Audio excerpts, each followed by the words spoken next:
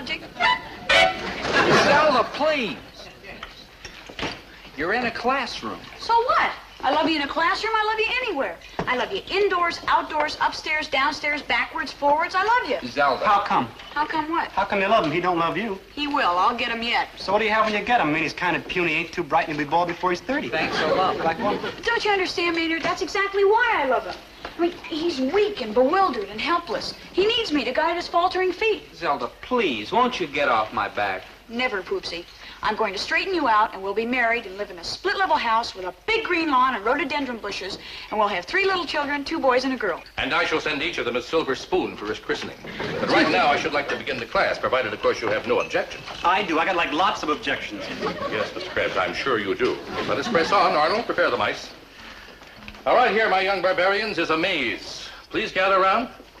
At that end of the maze is a little box of cheese. And right here, I'm going to have Arnold put one of the mice. Well, this is BF 436. BF for bright female.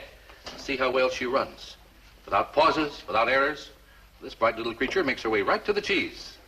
Very fine, my little beauty. Very intelligent. Now here, we have another white mouse. But this, you might say, is a mouse of a different color. Now this one is DM 108. See how he hesitates, how he fumbles, retraces his steps. Now you know why we call him DM for dull male. Now, class, what does this experiment prove? That mice like cheese. Brilliant. Oh, Mr. Gillis. It proves some mice are dumber than others. But why? Now, that is the question, why? And the answer is heredity. You see, one mouse has been bred for intelligence, the other one for stupidity. We've controlled these laboratory animals for generations through selective mating. What he said. You mean for one mouse you picked a bright mother and father, and for the other one you picked a dumb mother and father? No, we went further back than that. We picked their grandparents as well as their great-grandparents, and you can see the results. It works the same with any other species, not only mice. Yes, it works particularly well on people. For example, in the Osborne family, 4 generations, we have been picking our ancestors very, very carefully. Well, just look at me. Yeah, I think somebody goofed. Hush up, you low-born person. Well, that's why dumb dogs have dumb pups, and dumb cats have dumb kittens, and dumb parents have dumb children. It's called the heredity factor. Well, what's the matter, Mr. Gillis? I've never seen you looking like that before. I just got a brilliant idea. No wonder I've never seen you looking like that before.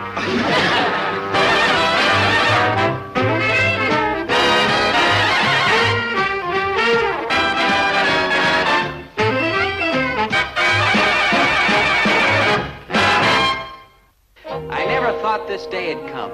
Never. For years, I've been trying to get Zelda off my back. I tried everything I knew, but what chance did I have? I mean, Zelda's all brain, and me, well, let's face it. I'm charming, lovable, clean-cut, winsome, loyal, devoted, true, but smart? Smart I've never been, until now. This time, I'm a cinched-out widder. A cinched-out foxer to out-clever her, to dazzle her with my footwork. Boy, will I dazzle her. Maynard, old friend, this is a glorious day, an historic day. Don't tell me. Let me guess. Let's see. It's not the 4th of July, because that's in August. It's not Columbus Day, because that's in 1492. And it's not Lincoln's birthday, because that's on Washington's birthday. I give up. Today's the day that I finally, with my own head, figured out a way to get Zelda off my back. Truly and completely off my back, now and forever. You're Josh. You sure are, Poopsie. I don't know what ridiculous scheme your puny little mind has come up with this time, Dobie, but you might as well forget it. You'll never get rid of me, because whatever you think of, I'll always think of something better. Oh, I know, Zelda, I know. Because I have a mind like Einstein, Madame Curie, and Mort Saul all rolled into one. And you, on the other hand... am slow, dull, dim, thick, and foolish. You forgot stupid. Yeah. True. So why don't you spare yourself, Dobie, and come to Zelda, who will always love and cherish you and protect you from the cruel world. Zelda, I'd like nothing better. I mean, life would be so simple with a genius like you taking care of a dope like me. But, Zelda, we just can't do it. You about to spring the trap, Dobe? In a minute. Well, spring it and let's get it over with. I'd like to measure you for a new sweater. Zelda, my dear. Hey, Zelda, I really think he's got something this time. Pish-posh. Yes, Dobie, my beloved numbskull. Oh, I am a numbskull. That's exactly what I am, a numbskull. And you've got a mind like a computer. Well, that was established back in kindergarten. Now let's get on with your scheme. I'm rooting for you, Dobe. Yeah, thank you. Zelda, my dear, you have, I understand, a plan for me. You know it, Buster. We will be married and live in a split-level house with a big green lawn and rhododendron bushes, and we'll have 3 little children, 2 boys and a girl. Aha. Ah, now you're gonna spring the trap, huh, Dope? Right now. It's the spring already. Zelda, do you remember what the professor said when he was doing that experiment yesterday with the white mice? All that stuff about heredity. Dumb dogs have dumb pups, and dumb cats have dumb kittens, and dumb people have dumb children. But I'm not dumb. But I am. Zelda, how can you do such a rotten thing to your children, giving them my dumb brain? But they'll be inheriting my brain, too. Maybe. It's a 50-50 chance. But how can you risk it, Zelda? How can you gamble with your children's minds? No, Zelda, you've got to give me up for the sake of your children. You've got to let me go. But, Dobie, I love you. You're not going to burden those poor little innocent babies with my dumb old mind. You're going to find a mate just as intelligent as yourself. Dobie, you've done it. You've outsmarted me. Europa! That's Eureka. Come, Zelda. Where? To start our search for an intelligent mate. A man with a brain so large, so active, so dynamic that he'll be a worthy father of your children. And of all the guys on campus, it's obvious that the smartest, the sharpest, the wisest, the deepest, the quickest, the brightest can only be... Surely you jest, Gillis, baby.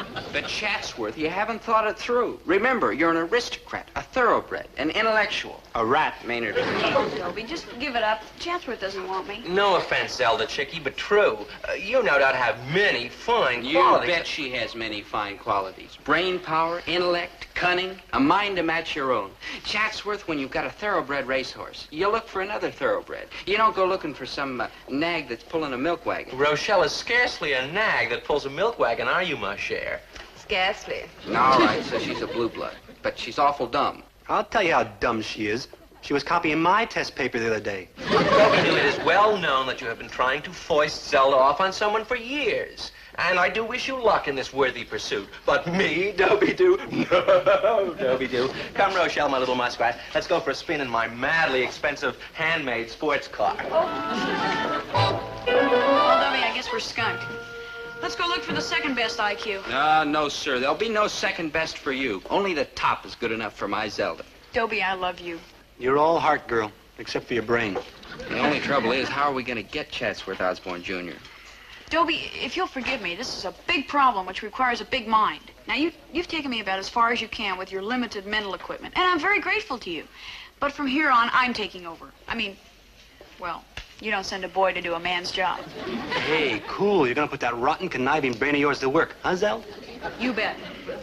It's not going to be easy. Chatsworth is a tough guy to move, even for you. True. But there is one power in the world that can move Chatsworth Osborne, Jr. One power. Preposterous. But, Mrs. Osborne, you haven't even thought it through. There is nothing to think about. Chatsworth is an aristocrat and you are a commoner. Oh, me too. I'm more commoner than anybody. That's exactly the point, Mrs. Osborne. You gotta think of the Osborne line. Look at him. The end of the line. Oh, really, Mumsy, this is too outre.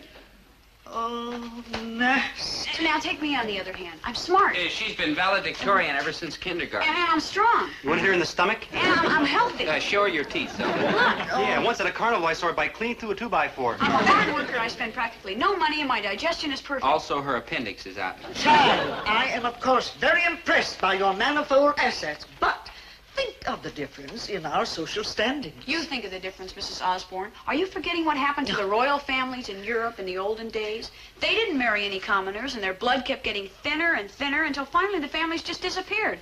Look what happened to the Bourbons. They all got drunk. Look what happened to the Habsburgs, the Tudors, the Stuarts. Where are they now? Are you going to let the Osborne line just dwindle away like that? No, by thunder, I am not. Mumsy, whatever are you thinking of? Rochelle and I have an understanding. Oh, golly whiskers, Mrs. Osborne. Out of here, you puny girl. Take your flimsy, aristocratic bones out of here. Bigger. Mumsy! Oh, Chatsworth, don't ever sneak up on me like that without warning. Mumsy, I will not be treated like a piece of chattel. You will do exactly as your mother, who loves you, commands. I haven't many more years left. Not more than 40 or 50, perhaps. But before I go, I want to see this Osborne house full of sturdy young little Osbornes. Yay, Mrs. O. You'll never regret this, Mrs. Osborne. I certainly will not. You know, I like this little girl. peasant though she may be. I like the intelligence shining in those beady little eyes. I like that tiny, scheming little brow and that stubborn, buttoned little chin. Give me grandsons. Do you hear me, girl? Give me lots of grandsons. I want sturdy, ruthless, unprincipled, nasty little boys to carry on the Osborne tradition. Mumsy, I won't do it. I shall hold my breath until I die.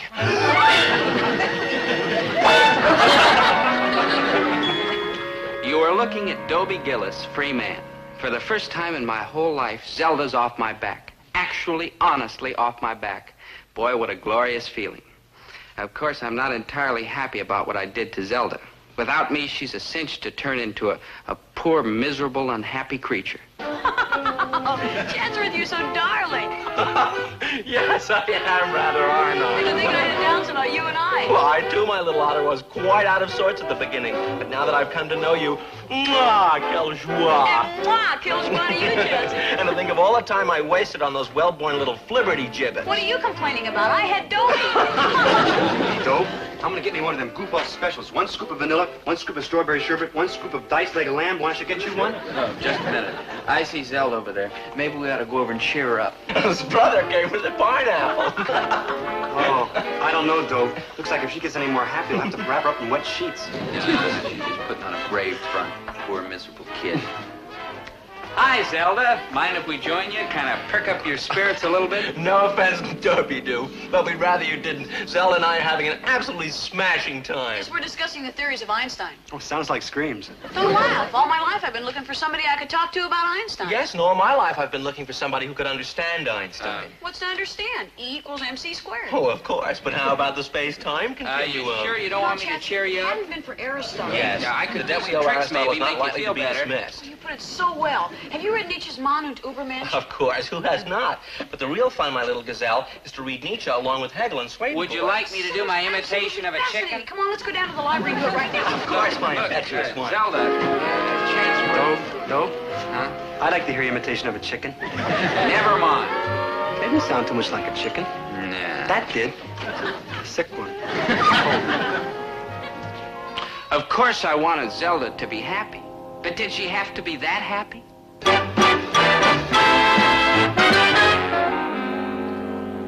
Oh, marvelous. You're going to sing. Yes, and beautifully, so be quiet. Oh, Lord Jeffrey Amherst was a soldier of the king, and he came from across the sea. To the Frenchmen and the Indians, he didn't do a thing in the wilds of this wild country. In the wilds of this wild country. And for his royal majesty, he fought with all his might, for he was a soldier. Hey, Dope, where you been? Around. Gee, I hardly ever see you anymore, good buddy. I thought once you got that rotten Zelda hooker back, we could hack around all the time, but I ain't seen you in days. I've been busy. Yeah, too bad, cause you wanna know where I just was? No, Maynard. I was downtown watching them knock down the old Endicott building. See, they got this big crane, see? And on the end is this iron ball. And this guy whams it into the building.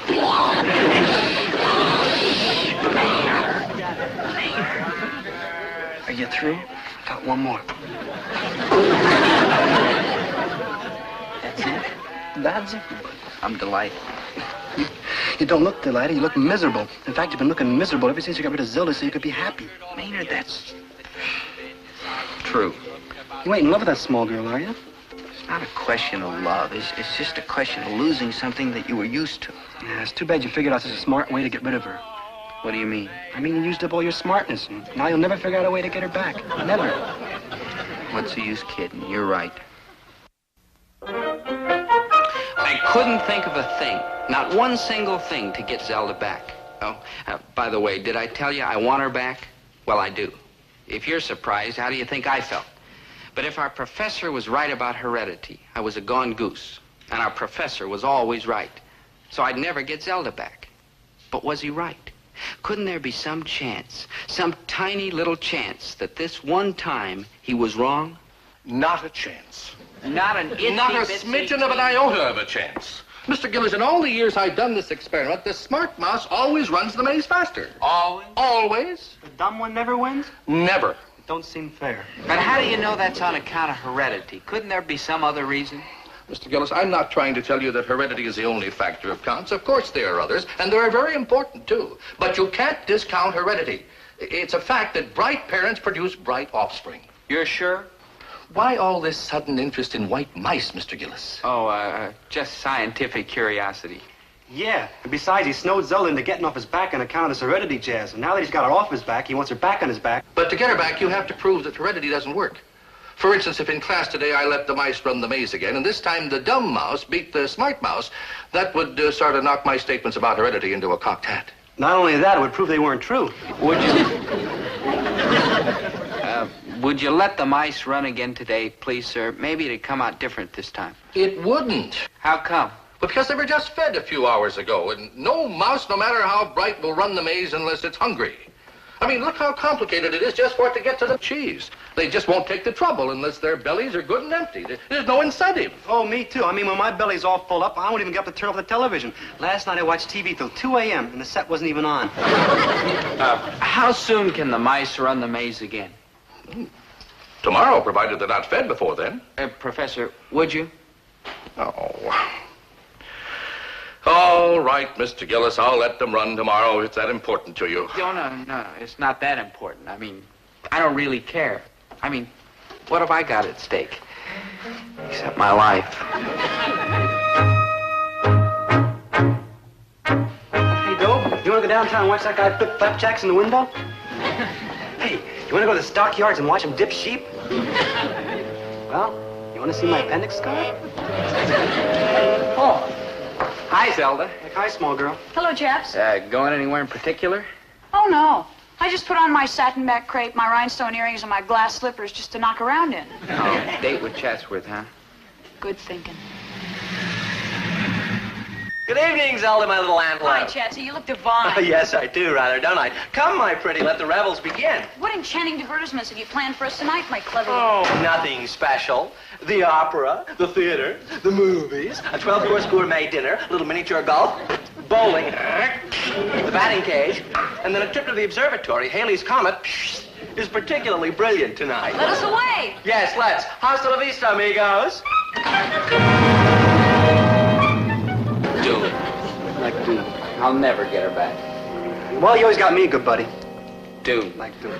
And after tomorrow, I'll be totally and completely doomed. What's tomorrow? Don't you remember, tomorrow's when the professor does the experiment with the mice again. And of course, it's going to end up the same way again.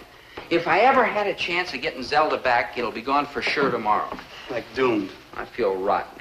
Let's get something to eat. Let's get something to eat. 5 innocent words. Let's get something to eat. But when Maynard said them, a bell started clanging in my head, and they suddenly ranked right alongside Remember the Maine and Tippecanoe and Tyler too as words that will go down in history. Let's get something to eat reminded me of what the professor had said. If a mouse isn't hungry, it won't run the maze. So if I snuck into the classroom and fed the bright mouse plenty of food, it'd just sit there and let the dumb one leave it at the post. Then what would Zelda think of those fancy theories of heredity? Clever, huh? Yep, like I told Maynard, the answer to my problem with Zelda is food. Oh, good thinking. Yeah. We feed her till she can't move, then we grab her, put her in a wheelbarrow, head to the tall tree, and we hide her in a cave, see? Listen, remember what the professor said today? Yeah, then every 1 or 2 or 3 days we go out there with a bunch of stuff like donuts and spaghetti, and we feed her again. Keep her sluggish. Man, she'll never get away. Maynard. Good thinking. Yeah. Now, will you listen? Well, Maynard didn't quite get it, but he seldom does. But I had the whole thing figured out. A, I would sneak into the classroom tonight and feed cheese to that bright mouse until it was stuffed. And that meant B, when the professor puts it in the maze tomorrow, it won't be able to move. So C, the dumb mouse will run the legs off it, which means that D, the professor's talk about heredity gets knocked into a cocked hat. E, Zelda realizes that those theories don't mean a darn thing. And F through Z, I get Zelda back. You know something? It's a good thing the Russians don't have my brain.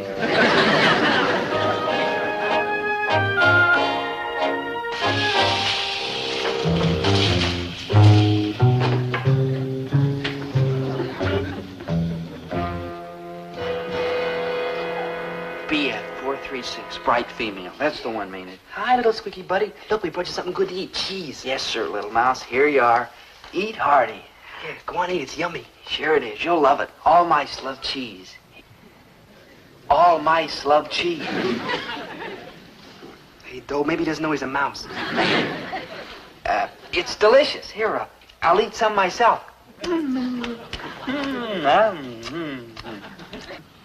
not even watching, Maynard. Please, Mouse, just try a little. You'll love it. Yeah, and it's good for you. Chock full of vitamins and like that. Please? Look, don't be a rat, you mouse.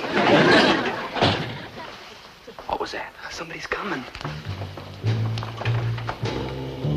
Coming this way. That's all right. In the broom closet. Good thinking. Dane! It's me!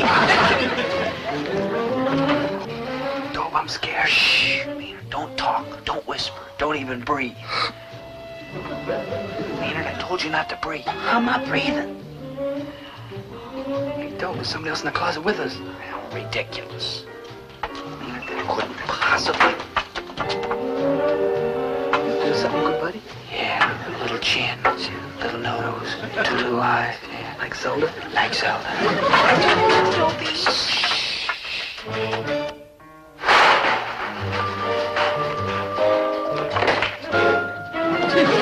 Come out. Come out, please.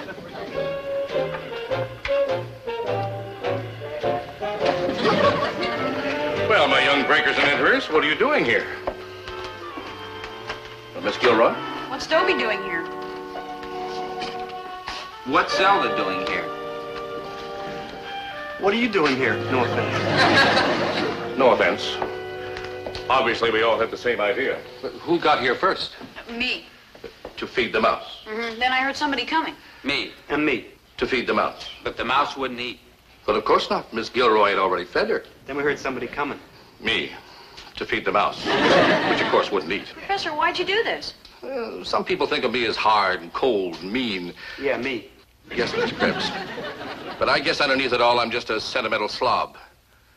Obviously, I'm not much of a scientist lousing up an experiment this way. But I figure we can stretch science a little bit if it means keeping you two together, because that's where you belong, together. Oh, we do. Small girl, I don't dig. I mean, what do you want with Dobie? I thought you and Chatsy were having such a blast. Maynard, you know absolutely nothing about love. True, small girl. Sure, I was having fun with Chatsworth. At first, anyhow, but every time I looked at you and saw those pathetic, helpless eyes looking at me like a sick spaniel, I knew I could never be happy with anyone else. I mean, if you're silly enough to get stuck for a tin-thumb idiot like you, Poopsie, no offense, No offense, Zelda. then there's no chance of ever getting unstuck. Thank you, Zelda. That's just the way I feel about you. You're a mess, but you're my mess. Thank you. Yeah, but what about the kids ending up with Dobie's tiny brain? Oh, heredity isn't all that foolproof. The kids could turn out to be geniuses. Who knows? And what if they aren't? I'll be there to protect them. If I can take care of one dimwit, I guess I can handle a few more. Yeah, I'm getting pretty misty. Me too. Me too. Anybody got any cheese left?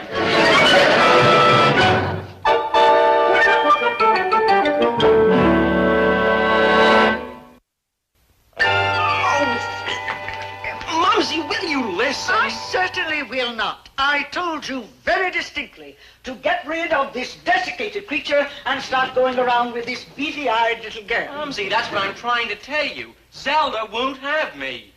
Oh, smarter than I thought. Nothing personal, Mrs. Osborne. It's just that Dobie needs me. Well, he certainly needs something. In view of the circumstances, Mrs. Osborne, Zelda and I feel that she should return the gifts that Chatsworth gave her. Yeah, so I brought them back. Okay, Maynard.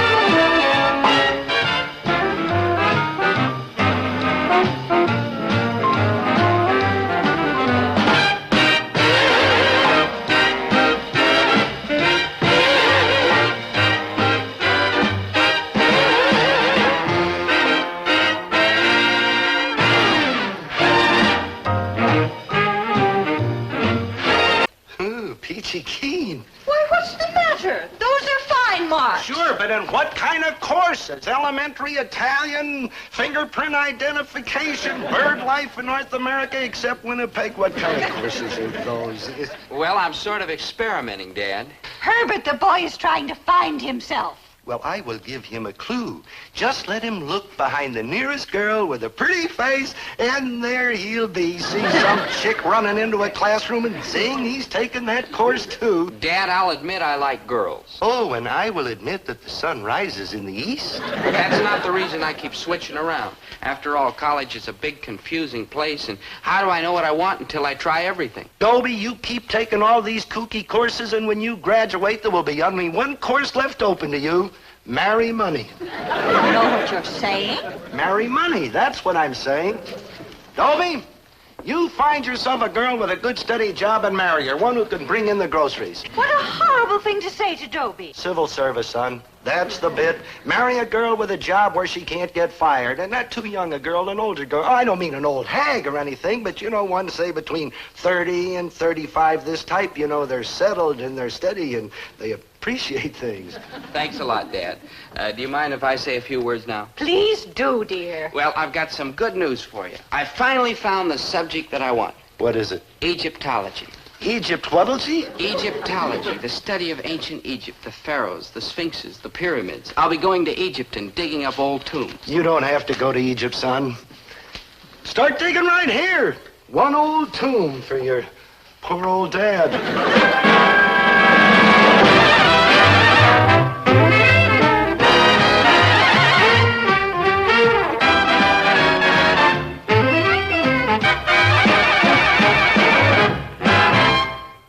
In 1954, my father dropped a crate of oranges on his big toe. A few days ago, I told my father that I wanted to study Egyptology. What have these two widely separated events got in common? I'll tell you what. These are the only two times I ever saw my father cry. Oh, come on, Dobe. Tell your old dad you're only kidding about this Egyptology. But I'm serious, Dad. It's fascinating stuff, honest. Why, Egypt was practically the cradle of civilization. Well, I think it's wonderful, Dobie, that you finally found something that you're interested in. And I want you to know that I'm behind you 100%. Thanks, And Mom. I want you to know that what I said about marrying an older woman with a civil service job still goes. My father's a fine man, and I have no desire to bum rap him. But truth to tell, he does exaggerate. I mean, sure, Mom's been known to talk him into things, but it's only because she uses logic and common sense and sound reasoning. And fraud and chicanery and trickery and threats. Herbert, you know that's not true. It ain't, huh? Dobie, forget about Egyptology. And Herbert, forget about dinner for 3 I weeks. rest my case. Well, maybe I do threaten a little, but it's only because I'm right. Now, Herbert... Now, Herbert again, huh? I surrender. I know when I'm late. Dobie, take Egyptology. I approve under duress, and I shall cry a little, but I approve. I hope you really mean that, Dad, because I have to ask you for something. For what? No, what a stupid question. Well, you see, Dad, I want to go on a dig during my summer what? vacation. A dig. A dig? A dig? Dig? I hear my people talking. Like, hi, Mrs. G, Dobe G, Mr. G. Dobe G. That means... I know. Ooh, boy. Now, what's this dig? And you butt out. Well, it's an archaeological expedition. We're going over to Egypt and dig up some old tombs and find mummies and vases and tools and stuff like that. We're going to Egypt. Who's going to Egypt? Well, a bunch of students and some of the teachers, too. They go over every year for 2 or 3 weeks. It's fascinating work. I'll bet it's a fascinating cost, too. How much? Oh, it's not too expensive. All we have to pay is transportation. The college takes care of the rest. And transportation to Egypt ain't expensive. You're going by streetcar, maybe? I've got the contract right here, Dad. You don't have to pay it all at once, see? $285! No, see, that's easy term. Yeah, no. Dad, I know it's a little steep, but I've really got my heart set on it. Oh, and I have my heart set on something, too, boy. Staying out of the poorhouse.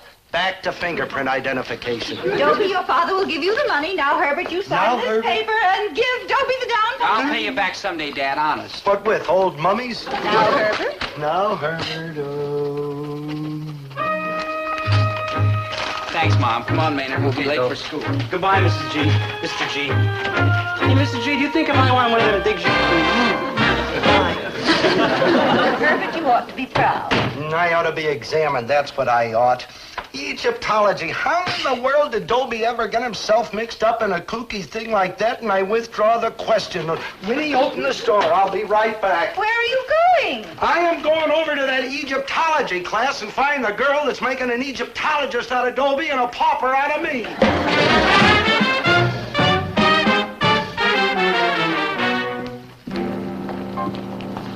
Hey, Doe, I'd like to ask you a question. Do you really dig this Egyptology, like for real, really? Like for real, really. Oh, you're joshing. Maynard, why do I usually take a class? Because you're chasing after some chick. True. Now look around. Do you see any chicks in this class? Like, no. I rest my case. Hey, Doe, you must really love Egyptology. I mean, you got no posterior motive. That's ulterior, but you got the right idea. Dan. Oh, hi, son. I just happened to be in the neighborhood and thought I'd you drop thought you'd look in on my and, Egyptology class to see who the chick was who got me interested. Well, I got a right to know. No, there ain't no chicks, Mr. G. I just looked. Yeah, that's what I see. So how come? Dad, I explained it to you. We study the past to know the present. There's no pretty face, son. This is all like intellectual-like. Dad, I know it's hard to believe. Hard? Oh, I wouldn't say that. Impossible? Yes. Unthinkable? Yes. Unheard of? Yes. Hard? No. Dad, try to believe me. There's no pretty face. Good morning, class. Good morning, Dr. Burkhardt. Like, good morning, Dr. B. Uh-huh. Who's the dean, Marilyn Monroe? This is my father, Dr. Burkhardt. Well, this is a pleasure, Mr. Gillis. How do you do? How do you do? I'm so glad you could drop by. I think it's just wonderful, the enthusiasm that Dobie has for Egyptology. Why, he's taken to it like... Cat to catnip? Exactly. I don't know when I found a more devoted admirer. No, swell. Tell me, Mr. Gillis, are you interested in Egyptology, too? Me? Him? Maynard. Well, there are a few things I'd like to find out about. Well, why don't you sit down and join the class? I'm going to show some movies of last year's dig. Oh, this I would love to see. Excellent. Maynard, set up the screen. Dobie, will you run the projector? And Mr. Gillis, you sit right here by me. Oh, thank you.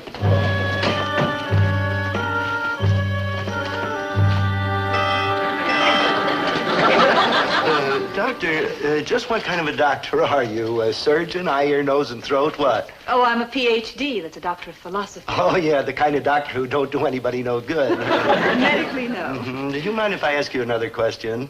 Of course not. Kind of personal? Of course. No offense, but how old are you? 35.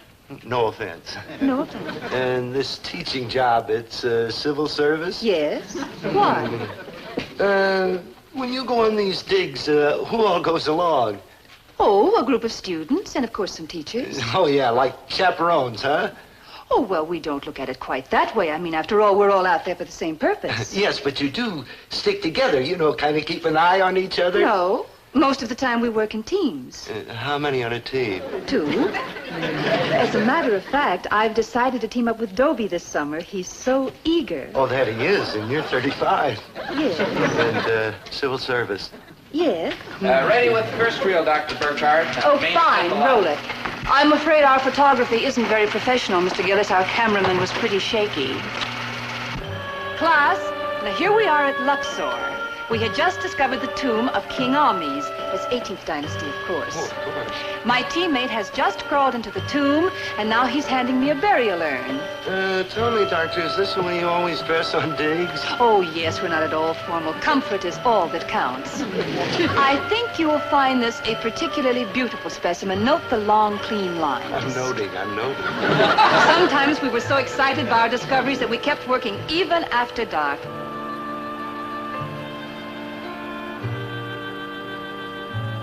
Oh, we loved every minute of it. The desert nights are so soft and mild. Kind of romantic-like, too. Oh, yes. Nowhere else does the moon seem so close or the stars so bright. 35, you said you were?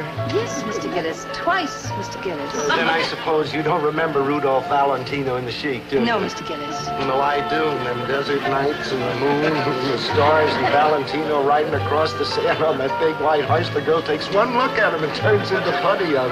That's very interesting, Mr. Gillis. Putty jelly of... Maynard? Yeah, No, Maynard. Get the lights. I'll rewind and put on the next reel, Dr. Burkhart. Oh, must you go? I think I'd better. I've got a lot more to show you. Oh, thanks, Doctor, but I've seen enough.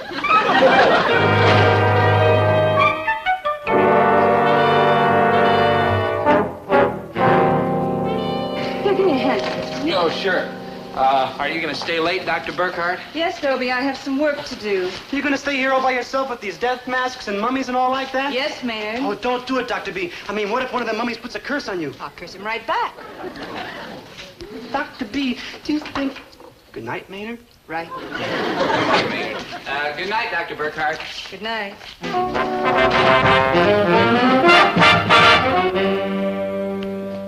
Hi, Mom, Dad. Sorry I'm late. I was tied up at school. Egyptology. Yes. At night, too? Oh, yes, Dad, I'm really hooked. And Dr. Burkhart was there? Yes, as a matter of fact, she's still there. Oh, my son, my son. Never mind. Go have your dinner. It's on the stove. How about you? We've had ours. She had hers, me, I couldn't eat a bite. What's with him? Oh, my son, Have your dinner before it gets cold. What are you, Herbert? Some kind of a nut? Oh, I'm worse than that. I'm a fiend. I'm a monster. I had to tell Dobie to get himself an older woman with a civil service job, and of course he goes right out and does it. The boy does everything I tell him. He worships me. Herbert, that's ridiculous. You know, when you're worshipped like that, you have to be careful because there are a lot of responsibilities, too. I got to watch out what I tell this kid. I just can't go shooting off my big mouth all the time. Now you are beginning to reach me. Oh, my son, what have I done to thee? Herbert, it's even too silly to think about Dobie being in love with a school teacher. Oh, is that so? Well, you wouldn't think it was so silly if you ever got a look at this particular school teacher. Nonsense. Even if what you say about Dobie is true, which I don't for 1 minute admit, do you think the teacher would stand for a thing like that?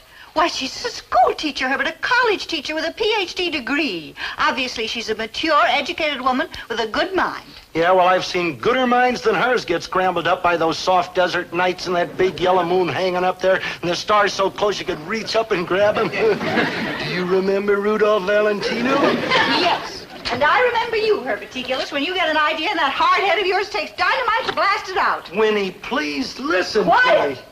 And now, ladies and gentlemen, back to tonight's feature film from our great gallery of classic silent movies, starring those two blazing lovers of the silent screen, Ricardo Magruder and Fifi Latoul, in that unforgettable desert adventure romance, Cold Steel and Hot Sand.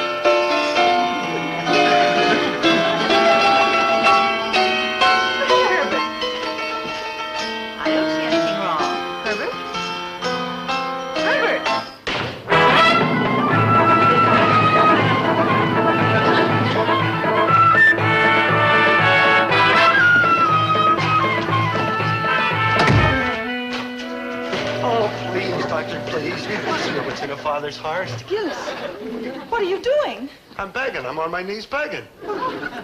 Get up this instant. All right, I'm up. I'm still begging. Begging for what? Please don't take my boy to Egypt. Why ever not? Well, he's so young and you're so beautiful and the nights are so soft and the moon's so yellow and the stars are so close. And... Mr. Gillis, can you possibly be suggesting that there is anything between Dobie and me? Oh, of course not, but he's so young and you're so beautiful. And you are so wrong. Mr. Gillis, may I remind you that I am a school teacher, a scientist, and a doctor of philosophy. And you are also a dish. Mr. Gillis, I think an apology is in order immediately. I'm sorry. Thank you.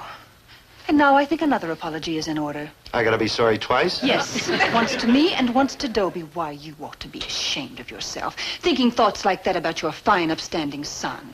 You think so? I most certainly do. Now you get home and tell Dobie you're sorry.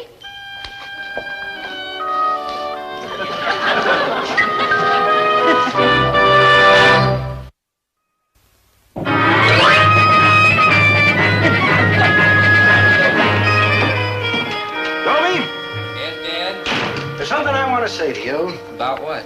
about Dr. Burkhart. Oh, what about her? Well, she's a fine woman. She sure is. Yes, Dr. Burkhart is a fine woman. Yes, sir, and good looking, too. Yes, and she is, did you say she was good looking? Don't you think so? Never mind what I think. Do you think she's good looking? Sure, Dad. How good looking? What do you mean? Don't be dense, boy. I mean, how good looking do you think she is? Pretty good looking, medium good looking, good looking, extra good Well, looking? I guess I'd say somewhere between good looking and extra good looking.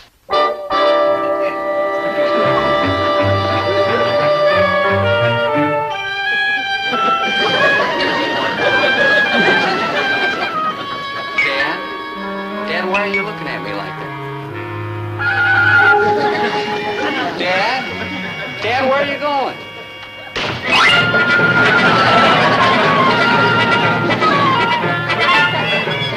Doctor? Please don't take my boy to eat. Oh, now, Mr. Gillis, now you get up at once and stop this nonsense. I thought we had it all settled. Look, I know there's nothing between you and Dobie here, and if you wanted to take him out and dig up Cleveland or Duluth, I wouldn't worry for a minute. Or if you wanted to take him to Denver or Seattle or some other nice, cool, temperate place like Hudson's Bay where the moon's just a sliver and you can't hardly see the stars, psst, okay, but don't take him to Egypt where the nights are so soft and the moon's so yellow and the stars are so close. Mr. Gillis, may I ask you something? Anything. What are you, some kind of a nut? Doctor, will you please tell Dobie he can't go with you? I most certainly will not. And then I'll just have to play it the other way. I'll just have to tell Dobie he can't go. Oh, Mr. Gillis, you can't do that. I mean, Dobie's crazy about Egyptology. Why, this dig will be the greatest thrill of his life. That's what I'm afraid Oh, of. Mr. Gillis, be reasonable. Doctor, who tells him, me or you? You're determined about this. Your mind is set? Like concrete? Yes. Very well, Mr. Gillis, I'll tell you what I'll do. If you let Dobie go on this dig, I'll stay home. Oh, it doesn't matter about me. I've been on a lot of digs, but this is Dobie's first one, and I'm not going to let you take it away from him. He goes, and I stay. But Dobie won't go if you don't go. Oh? Why don't you ask him? It's just what I'll do.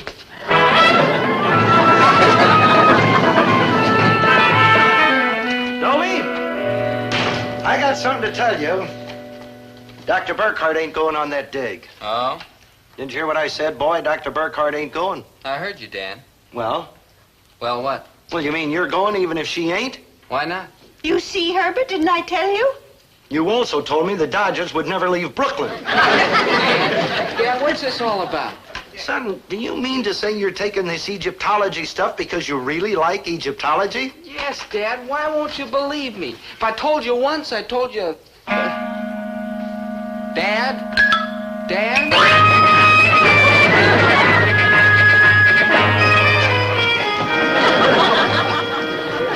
So, you found out that Dobie would go even without me. Oh, Doctor, I was wrong, dead wrong. What can I do to make it up to you? Well, Mr. Gillis, for openers, you can get off your knees. Oh, I'm so ashamed of myself. Don't be. Be proud Of what? of your son Dobie. He's a fine boy. A dedicated boy. How I wish I could be there when he first sees the pyramids. Doctor? You are going to be there. Oh, but Mr. Gillis, Oh, you said... I know I said a lot of goofy things, but there's no reason in the world why you shouldn't go with Dobie. No, there really isn't. And I'm going home right now, and I'm going to tell Dobie that he's going to Egypt, and you're going to Egypt, and everybody's going to Egypt. You do that, Mr. Gillis. Good night.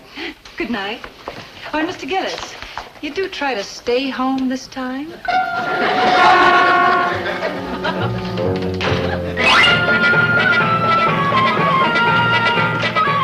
Well, it's all settled. Dobie, you're going to Egypt. Dr. Burkhart's going to Egypt. Everybody's going to Egypt. What's that you're sewing?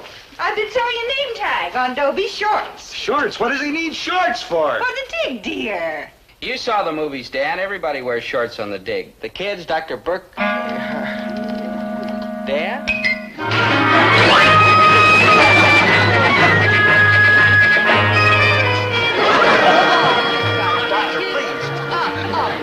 Doctor, please listen to what's in a father's heart and do me a favor. What?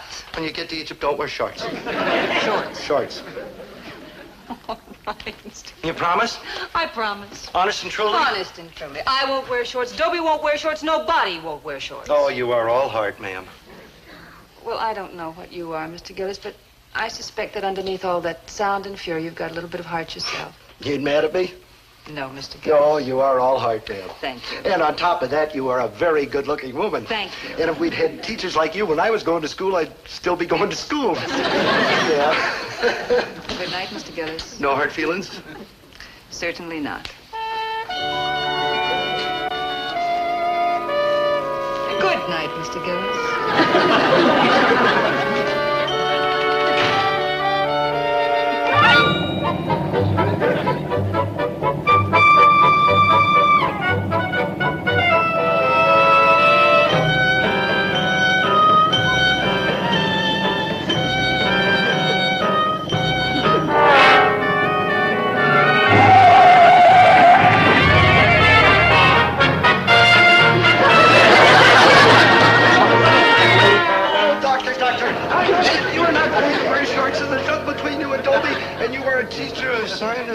You must be the nut. Dr. Burkhardt warned me that some nut had come sliding in here on his knees, and yep, here you are. Where's Dr. Burkhardt? The doctor's gone, but she left a message. She said if the nut comes back, that I should say, if he has anything more to tell her, he should write her a letter, care of the Great Pyramid, Cairo, Egypt. You are the nut, aren't you? I cannot tell a lie. I'm the nut.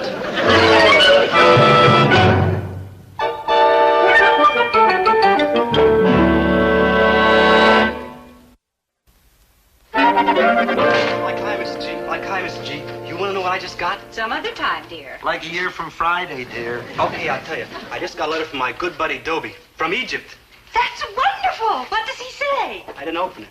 Why not? What's the use? I don't read Egyptian. I imagine it's written in English. I don't read that too good either. Open the letter already. Yes, sir. Your brochure shipped your time and shipped. Well, can't tell you what it says. It's like personal. You hardly even looked at it. How do you know? On account it starts off, Dear Maynard. Read the letter. Dear Maynard. Oh, he remembered. Maynard? Read the letter. Right. Dear Maynard, we are having a wonderful time here in Egypt. Yesterday we dug up a moldy old relic, and that reminds me, please say hello to my dad. Hello. Maynard, you left out a whole paragraph. Told you I didn't read too good. Maynard, go on with the letter. We have made several interesting discoveries. I found a vase that Dr. Burkhardt says dates back to the dynasty of King Tut, better known as King Tut. I don't know him either way. Sounds fascinating, huh, Mr. G? For what it's costing me, that's the word for it. Fascinating. Dr. Burkhardt was working in her tent, and boy, was she excited when I brought the vase to her. We were both very proud and happy to make such a discovery. It was the high spot of the entire dig so far. Dr. Burkhardt really puts her heart into her work out here on the desert.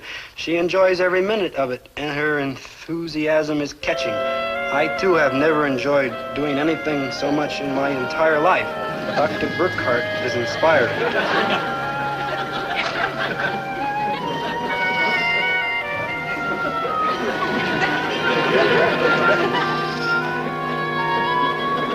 The nights here are gorgeous.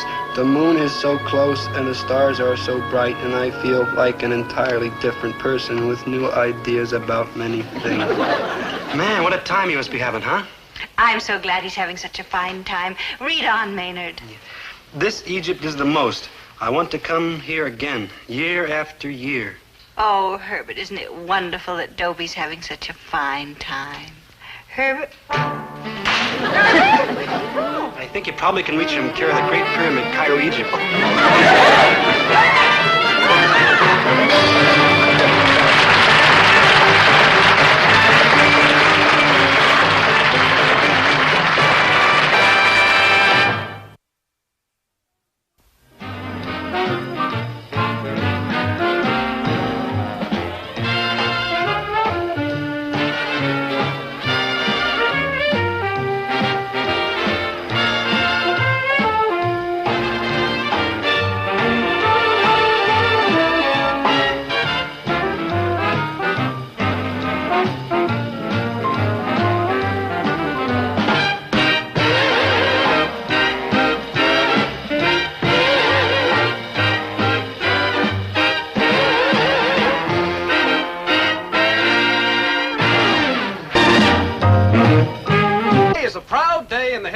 United States Army. A glorious day. A day that will rank with Yorktown, with San Juan Hill, with VE Day, with VJ Day. Gentlemen, speaking for the United States Army, indeed for all America, I take excruciating pleasure in handing you your discharge.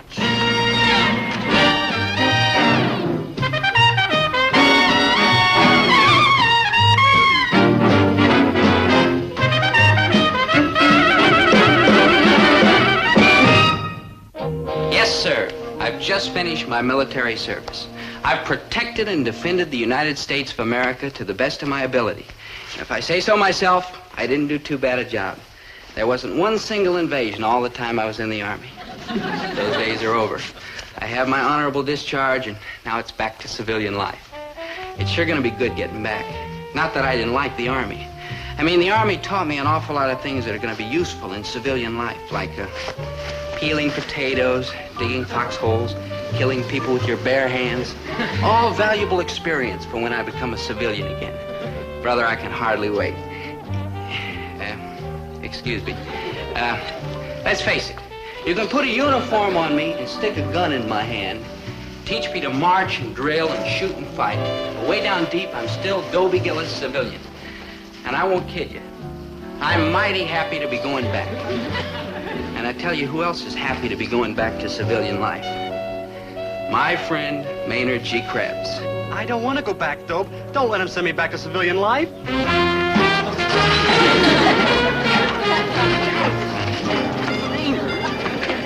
Maynard, please. Dope, they can't throw me out of the Army. I'm a citizen and a taxpayer. Maynard, you're not being thrown out. You've got an honorable discharge. What's the difference? I'm out.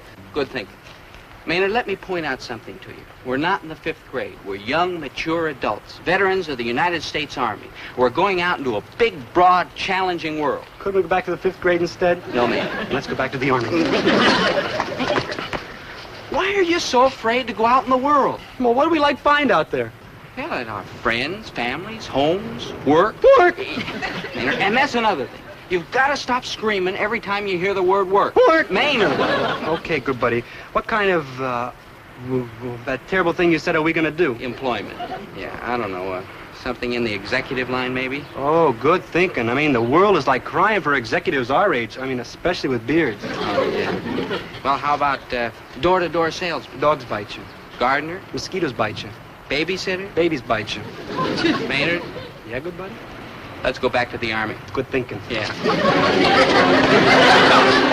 But, sir, no, negative, no, no, no! Oh, well, never mind, Maynard.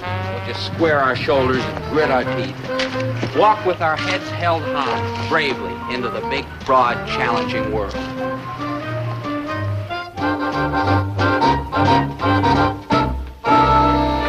Do you think he'll notice it, Herbert? Unless he is blindfolded. Somehow it doesn't seem enough. Don't you think we ought to have something else? Well, how about having the joint chiefs of staff for a 21-gun salute? Welcome, war hero, Oh, Dobie. for Pete's sake, Winnie. The kid's done a soft hitch in the peacetime army. The worst he's been exposed to is standing rib roasts, inner spring mattresses, and ping pong games, and you want to make a national holiday out of it. He's coming, Mrs. G. I just saw him turn the corner. Oh, my goodness. Come on, Herbert. Let's get ready. Oh, for Pete's sake, Winnie. Dobie goes marching home again. Hurrah, hurrah. We'll give him a hearty welcome then. Hurrah!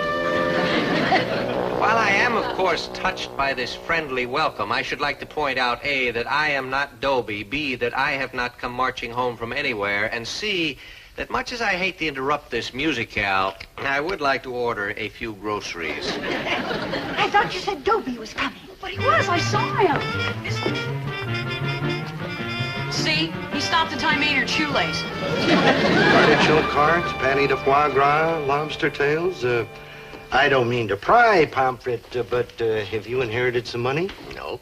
Well, you can't afford these fancy deluxe gourmet items on a high school teacher's salary, and you teachers ain't had a raise in 10 years. I know. I voted against every one of them.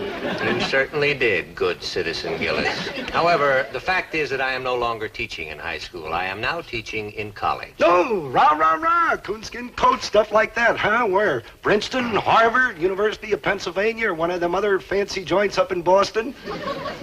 Not quite that fancy, Mr. Gillis. As a matter of fact, it's the S. Peter Pryor Junior College right here in town. Oh, isn't that lovely? You heard of this place? Why, yes, it's a wonderful institution. The tuition is free, and anybody can get in, just so he's a high school graduate. You call this a college? No, Mr. Gillis, a junior college. It's a 2-year course instead of a 4-year course. But they have an excellent curriculum and a fine faculty, all of whom, and I take pleasure in including myself, get paid a living wage. I'm sure the high school is going to miss you, Mr. Pomfret.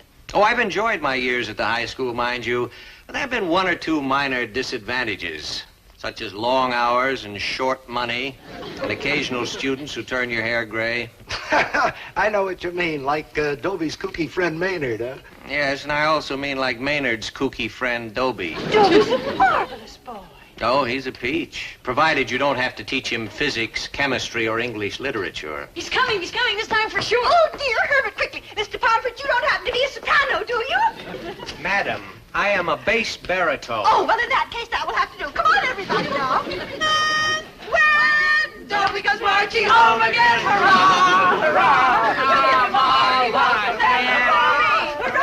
the men will cheer, the boys will shout, the ladies, they will all come out, we'll all feel gay when Dobie goes marching home. Thank you. The old church bell will peal with joy, hurrah.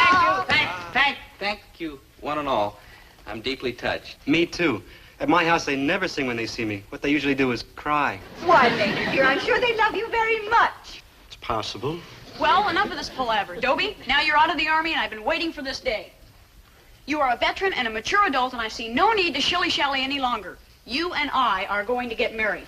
Here's my veil. Hang on. Look, Zelda. Here's your boutonniere. Yeah. The ring. Uh-huh. The beautiful. Beautiful. Zelda. Application Look, for look. marriage Is license. there something you ought to Signed know? right here on my name. Zelda, dear, I'm sure that in the fullness of time, perhaps you and Dobie will want to get married. But in the meantime, dear, he needs to be rehabilitated. Yeah. I mean, he needs a mother's tender, loving care to smooth over the ugly scars that the Army has left upon him. Why, look at him, a hulk, a skeleton. Mom, I gained 14 pounds. Yeah, you ought to see him in the shower. Now, Mrs. Gillis. Now, Zelda. Now, both of you.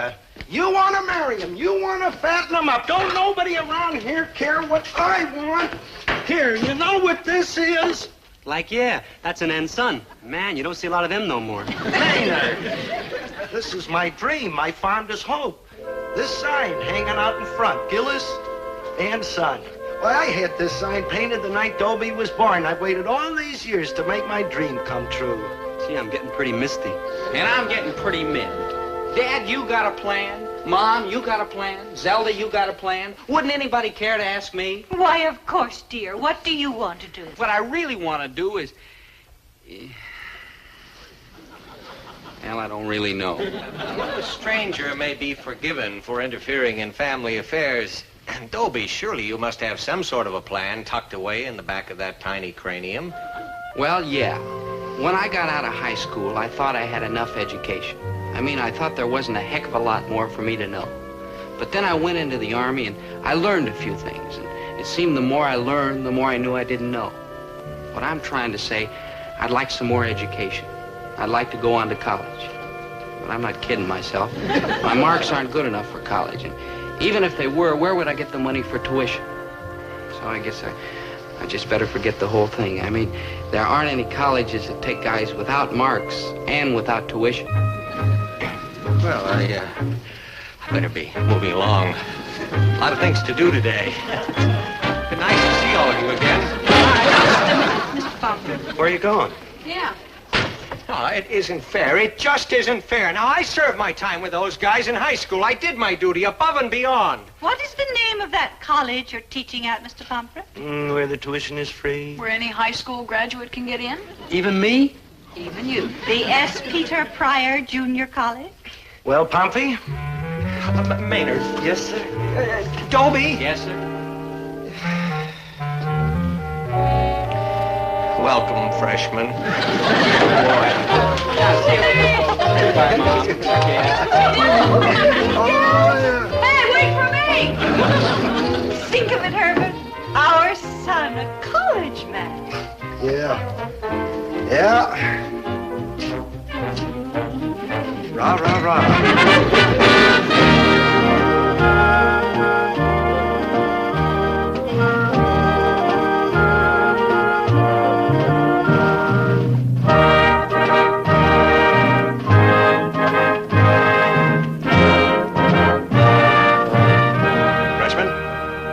I am Dean Magruder. Let me welcome you to S. Peter Pryor Junior College. You'll be happy to hear that I'm not going to make a long speech. Now, I would like to make a long speech because nothing delights me more than the sound of my own voice. However, there's no time for a long speech. You have never been so busy in your lives as you're going to be at S. Peter Pryor Junior College. Now, if anyone here thinks that college is nothing but fun and games, he'd better leave right now. Oh, let's cut out. Pay attention. You've all been given copies of this freshman orientation guide. Now, this is your Bible, your manual, your rule book. Read it carefully and do everything it says. Do it quickly and do it right. Remember, you're in college now. There's no one to take you by the hand and guide you. No one to watch over you. It's a big job, I know, but if you can't handle it, then you're simply not college material. You're all adults and Maynard, aren't you listening to the dean? You're on your Sure, own. good buddy. Well, aren't Whether you worried? you are a success or failure Of course in I am. college, Well, if you're worrying, it's your I don't own have to. responsibility. That's all I have to tell you. Now, open your freshman orientation guide. Your instructions are all in here. Start on page 1 and follow each instruction till the end of the book. You're dismissed.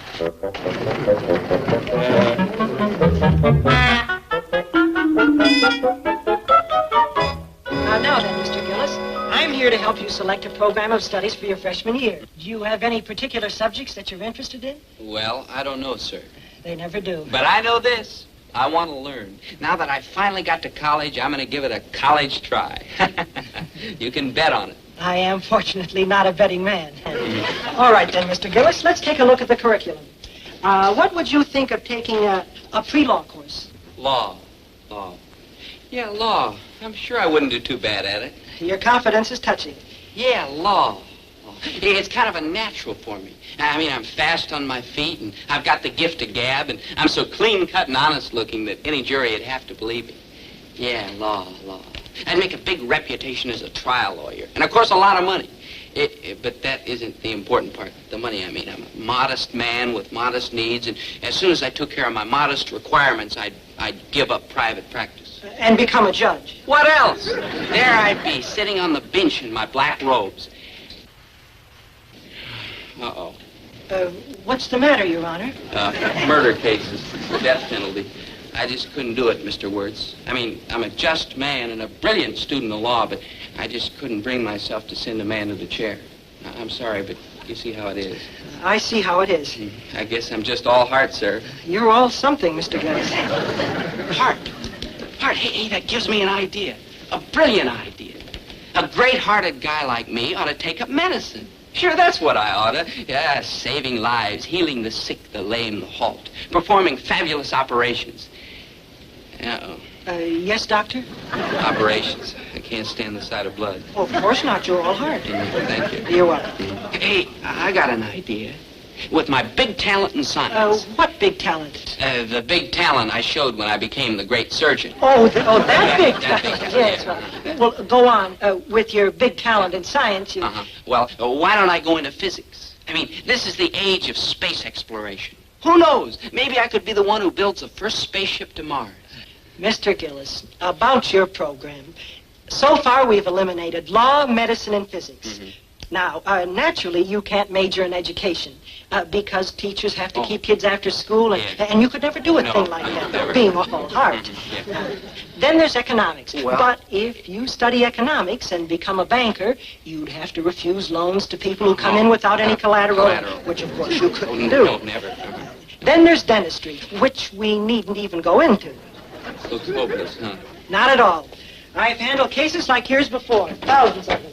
If I may say so myself, I've developed quite a technique for dealing with people like you. Oh? What's that? It's a kind of eeny, meeny, miny, mo. You put this blindfold over your eyes, Mr. Gillis, Yeah. and then you throw these darts at the board behind my desk. Oh, good thing. American ingenuity. All right, go.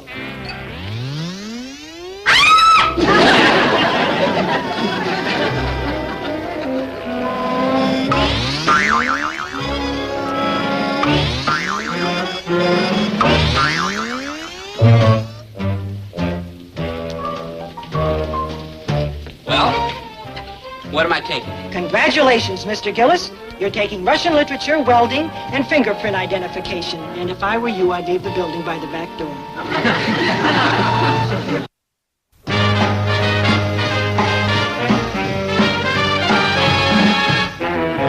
Don't. How come we're running? Because we gotta meet our big brothers and we're late. What big brothers? We ain't got no big brothers. We're an only child. Maynard, it's an old college custom. When you're new on campus, they give you a big brother to show you the ropes. Understand? No. Well, never mind. I'll explain later. Hi, what's your name? G. Krebs. Here it is, Krebs. I'm Tyler Crookshank. How do you do? I'm your big brother.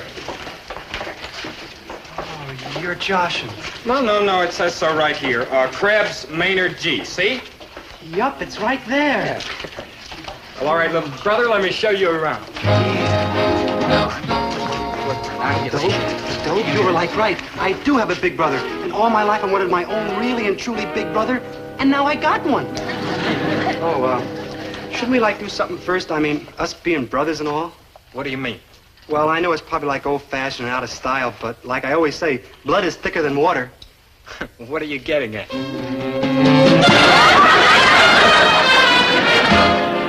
What are you, some kind of a nut? No, I'm just a normal American boy. But you don't run into your big brother every day. I mean, I didn't even know I had a big brother. Of course, I don't go out of my room much. What part of the house do you live in, big brother?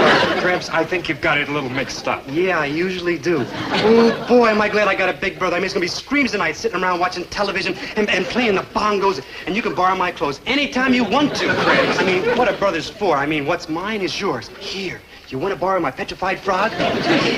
Krebs. Oh. Would you listen? Sure, big brother. Hey, I wonder how they kept it from me all these years. Krebs. Maybe they don't know about it. Yeah, I bet that's it. Big brother, do my mother and father know you're my big brother? No, of course well, not. Come on, now, let's go home and tell them they got a right to know. Krebs, you don't understand. Grown-up big brother. Ooh, what an age we live in. Krebs. Come on, we'll go on home and get some mom's apple pie and you can play with my train. Krebs. Come on.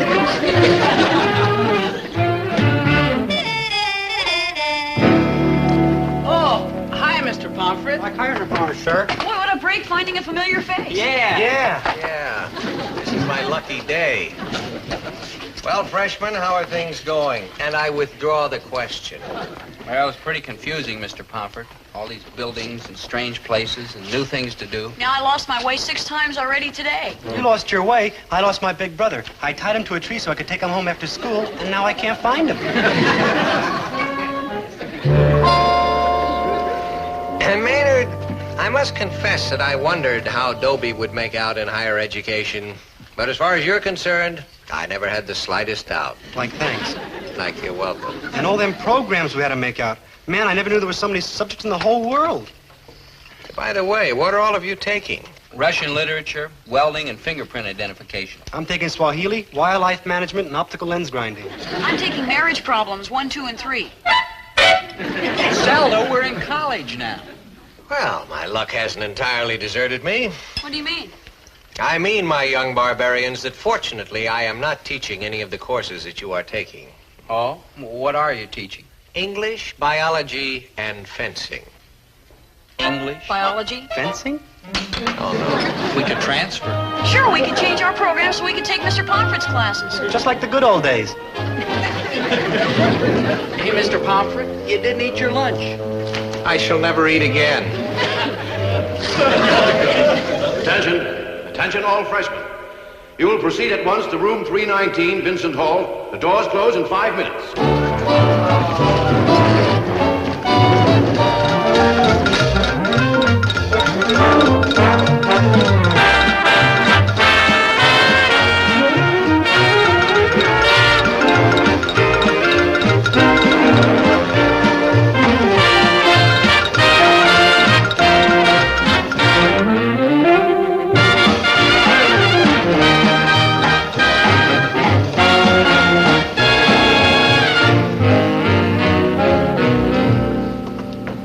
Kids, I think we might have made a mistake. I think possibly we're not college types. I wasn't even a high school type. Dobie, I don't like this kind of defeatist attitude. We can't quit so soon. It's only the first day. We gotta hang in there and fight. Remember that good old motto, never say die. And you remember this motto, never bite off more than you can chew. And this one, Tippecanoe and Tyler, too. I was just holding my end of the conversation. Zelda, let's be realistic. College is okay for you. I mean, you got a giant brain. But for ordinary guys like me... And me. It's just too much. Courage, Poopsie, courage. It's not a question of courage. It's a question of common sense. And sore feet. I bet we walked 1,000,000 miles today. Yeah, look. First hour, do this. Second hour, do that. Third hour, this. Fourth hour, that. Fifth hour, this. Sixth hour, that. 17th, 19th, 11th. It's just too much. Hey, good buddy, there's a page left. Maybe you forgot something. Now, what's the difference? I've had it. This ends the short but happy college career of Dobie Gillis. And Maynard G. Krebs. But, Dobie, you wanted to go to college. I also wanted to be a bareback rider in a circus when I was 10 years old. Let's face it, Zelda, there are just certain things a guy can't do. Dobie... Save it, Zelda. What's the difference if I quit now or flunk out later? Why prolong the agony? So long, Zelda. Goodbye, small girl. Dobie, Maynard, come back. Come back immediately. Look, Zelda, I don't know what's on that twisty little mind of yours, but I told you. I know what you told me. Now read this. The freshman guide, I read it. Not the last page. Now read it out loud. Well, freshman, you've had a long, hard, confusing day. You must feel as though you've been put through a ringer. Well, you have. But don't let it get you down. Tomorrow will be better. And the day after that will be even better. In fact, believe it or not, you're going to get to love S. Peter Pryor Junior College. You'll come to understand why people get sentimental when they talk about alma mater. Alma mater is Latin for adopted mother, and that's precisely what college is, a place where your mother, sheltered and protected, taught the skills and wisdom that you're going to need to cope with the hard world outside. In years to come, wherever you are, whatever you may be doing, you'll always feel a glow, a rush of warmth when you think of S. Peter Pryor. And no matter how sophisticated you get or how cynical you think you are, when you hear the alma mater hymn, there'll always be a little lump in your throat and perhaps a tear in your eye. The hymn's printed below, words and music. We would like to suggest, if we may, that a fitting way to end this long, grueling day is to sing the hymn. Sing it loud and clear. Sing it proudly. Well, Dobie? Well, Zelda? Well, what are we waiting for? Pryor, oh Pryor, our college so dear, stay in our memory. Wonder we might, but you'll always be near. Stay in our memory. Cling to us, bring to us thoughts evergreen. Live with us, give to us rapture serene. Pryor our home, Pryor our own, stay in our memory.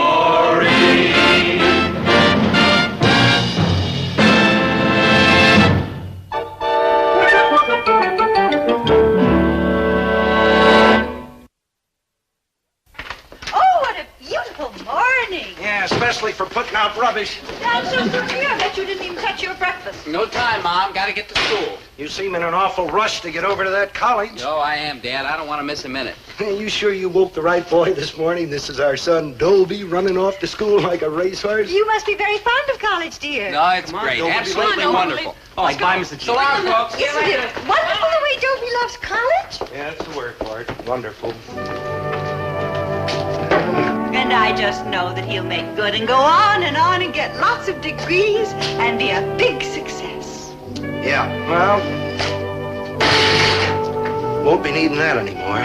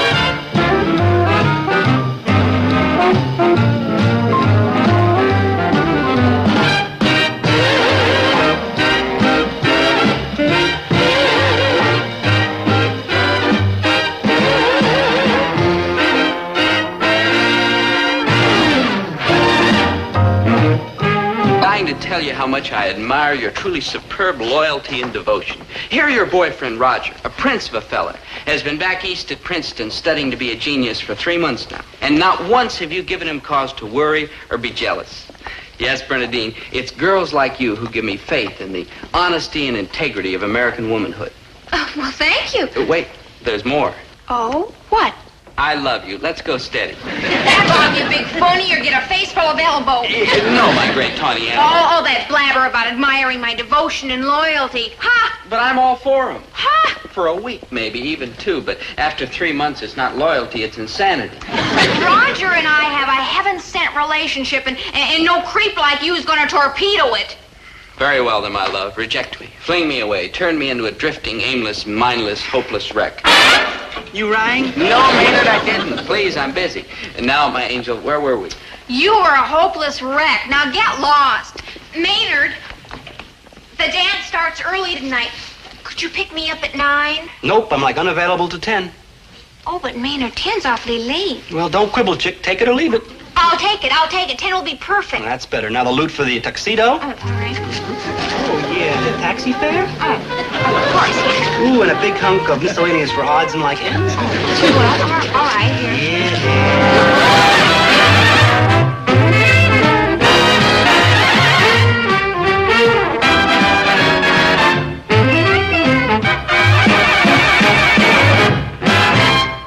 My friend Maynard G. Krebs has all the sex appeal of a head of cabbage with a beard. So how do you figure the way that dream Bernadine threw herself all over him?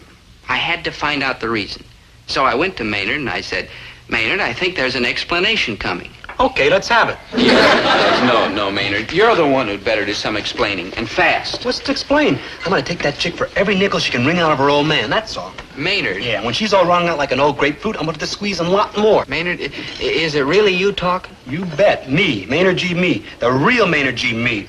I'm like rough, tough and like ornery. No more washy-wishy schnook. Maynard, I'm shocked. What's happened to you? What's wrong? Nothing's wrong, except I found out the truth. My face is my fortune. Your face is your fortune. Maynard, you're very sick. I'm taking you home. Still don't believe me, huh, smart apple? Well, pay me like heat. About 7 or 8 weeks ago, that's almost a month, I was a sweet, lovable, cuddly, stupid kid. And then I struck gas. Hey, Maynard, that's oil. Yes, oil. What's the difference? I was on my way, Europa. You see, this Bernadine chick was talking to her boyfriend, Roger, just before he zoomed off to get himself a lifted pinky education. They were yakking away over in the, by the school over there. While you're away at Princeton, I'm not going to be able to breathe or anything. Oh, but I want you to, my angel. Breathe? Oh, that too, of course. But, I mean, while I'm away at Princeton, I want you to participate in campus activities here. Sorority dances, parties, football weekends. Oh, I wouldn't dream of going anywhere without you. Oh, but you must go. While I'm away at Princeton, becoming a man of the world, you can't remain a simple, small-town Alice sit by the fire. Okay, if you say so, my dear. But I'll just have to find a fella to escort me who's a friend of yours. But while I'm away, how do I know he'll remain a friend? I'd be afraid you'd fall in love with him. Then I won't go. But my conscience will bother me if you have to sit home alone every night. Well, then we'll find a fellow that no one could possibly fall in love with. You rang?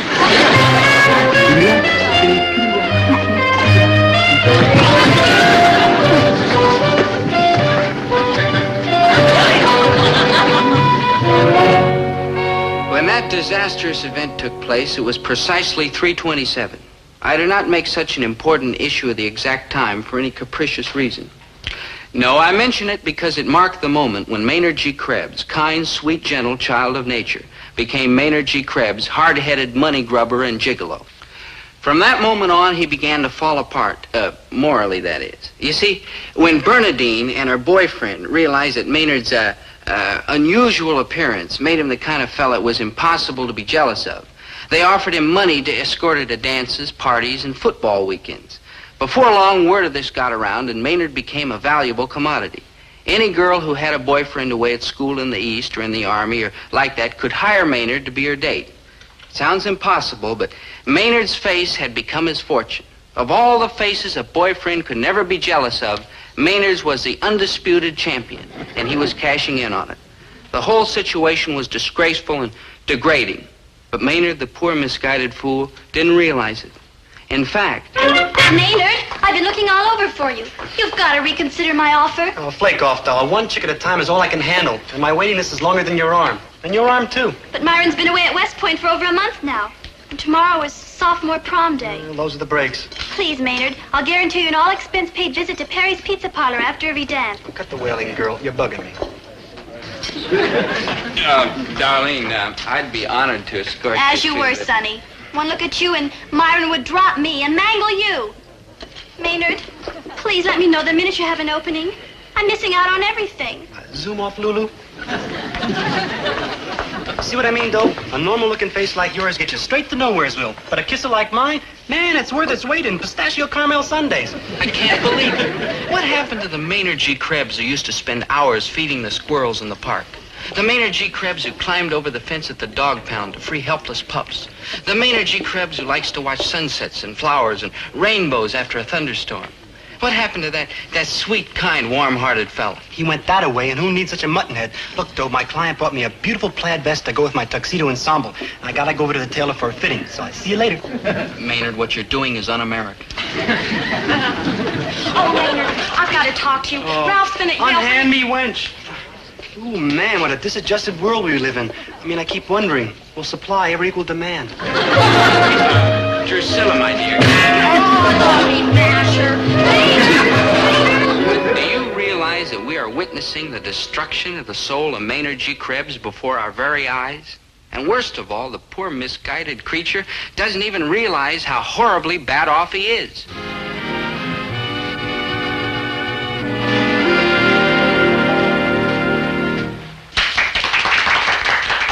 Garcon, now we're through tripping this light fantastic. Bring our table the caviar. The entire caviar.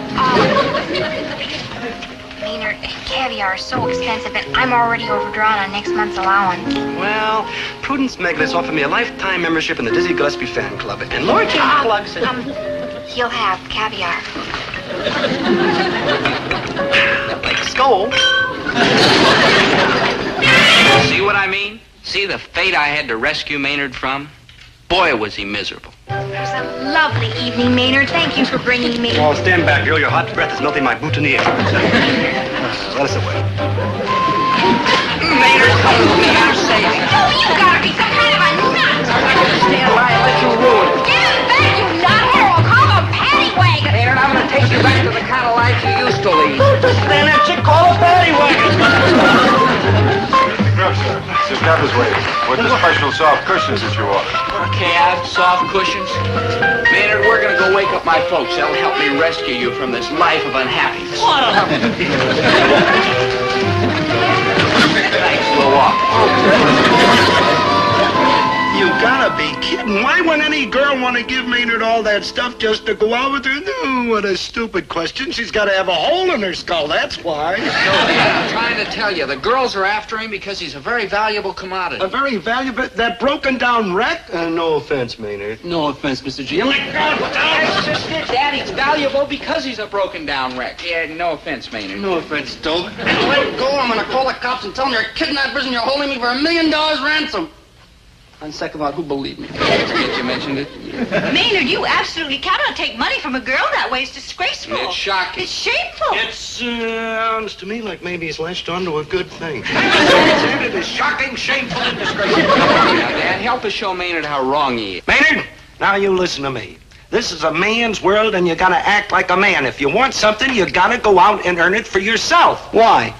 I better quit. He's got me. Herbert, you are not helping. Maynard, we're only doing this for your own good. If you straighten out and do what's right, we don't gain anything by it, but you will. You'll win back your self-respect and dignity. Do as we say, Maynard, before it's too late. They're right, Maynard. Oh, I know it's awful tempting to take the easy road, but unless a man makes his own way in this life, he ain't really a man. Why, he can hardly look at himself in the looking glass, and as that's pretty tough for you already, why saddle yourself with an added handicap? Oh, you know what I mean. Maynard, we only want to help. We're your friends. Like true, the best friends I got in the whole world, or any place else. Aha! I figured you'd have him here, you low-down kidnapper. Yeah, you low-down kidnapper. Maynard, we're friends now.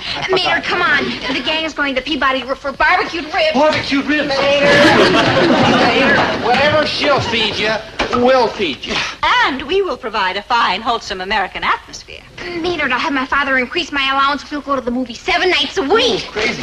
Mayor, we'll take you to the movies 7 nights a week, plus matinees. And we will provide a fine, wholesome American atmosphere. Come on with me, Maynard. I'll make you happy. I don't want to go with you. Stay with us. We'll make you strong. I gotta stick with my good buddy Dobie, cause he learned me everything I know. And if he says giving up all them jollies is good for me, well, I gotta give it a try. Yeah, and you'll win, Maynard. We'll help you win. Well, you bet we will, Maynard. Why, we'll help you so much even you won't be able to flub a nose. With the help of our fine, wholesome American atmosphere.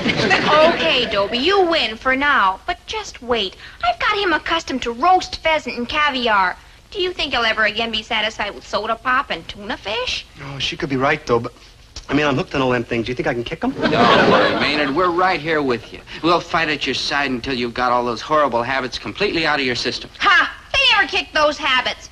He'll be back in 24 hours for the soft, easy, luxurious life. Bye-bye, Maynard. See you soon. Real soon. Oh, now you're acting like a man, Maynard. And whenever you think you're slipping back, you just yell for us. We'll get you whatever that hussy would get for you. Yeah, and forget about what it costs, Maynard. You're much more important than mere money. That's right, boy. Forget about what it costs. After all, the important thing is forget about when it costs. Now just hold the phone. You mean I gotta shell out a lot of loot just Yes, so, Herbert, man? we Yes, do. Herbert, she do. Maynard, be my guest. Thanks, Dan. Saving Maynard will be worth whatever it costs. You won't regret it. Would you like to make book on that? D-Day, H-hour. The battle had begun. It was bound to be a tough fight, but the game was well worth the candle. For the candle was nothing less than the soul of Maynard G. Krebs.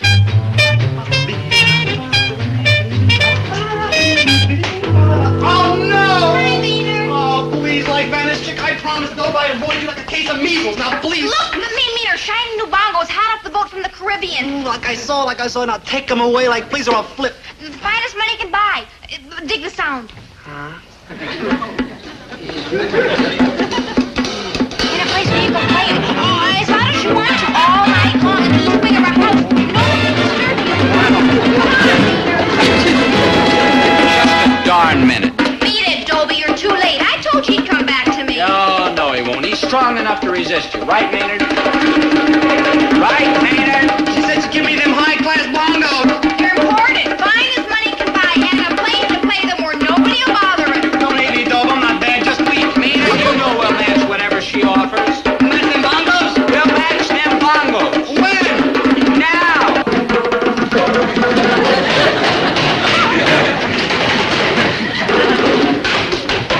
Ain't it bad enough I had to shell out all the loot for them drums without I gotta get up and listen to them, too? And Maynard has to have an audience when he puts on a performance. You call that a performance? It's more like an old Mongolian torture.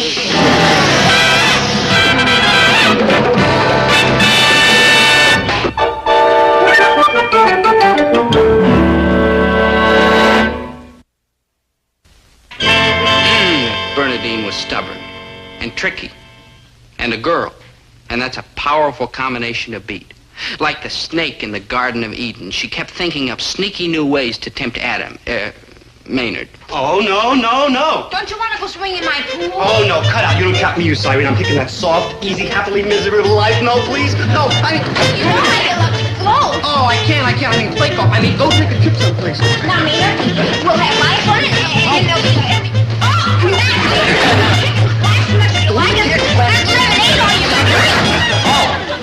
Maynard, don't tell me she's dangling bait in front of you again. Okay, I won't tell you, but she is, and this time she's got me hooked. Go, girl. No, Maynard. You know we'll match whatever she offers. What's the come on today, Delilah? A lazy, elegant afternoon in my swimming pool. Match that, loudmouth. Yeah, match that, loudmouth.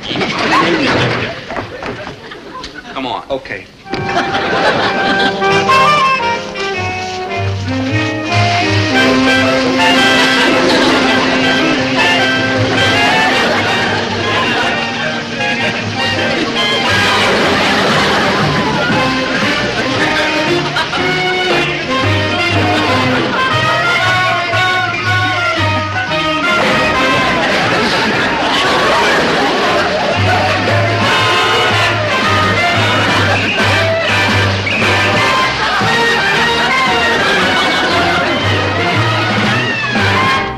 think that would have scared Bernadine off, wouldn't you?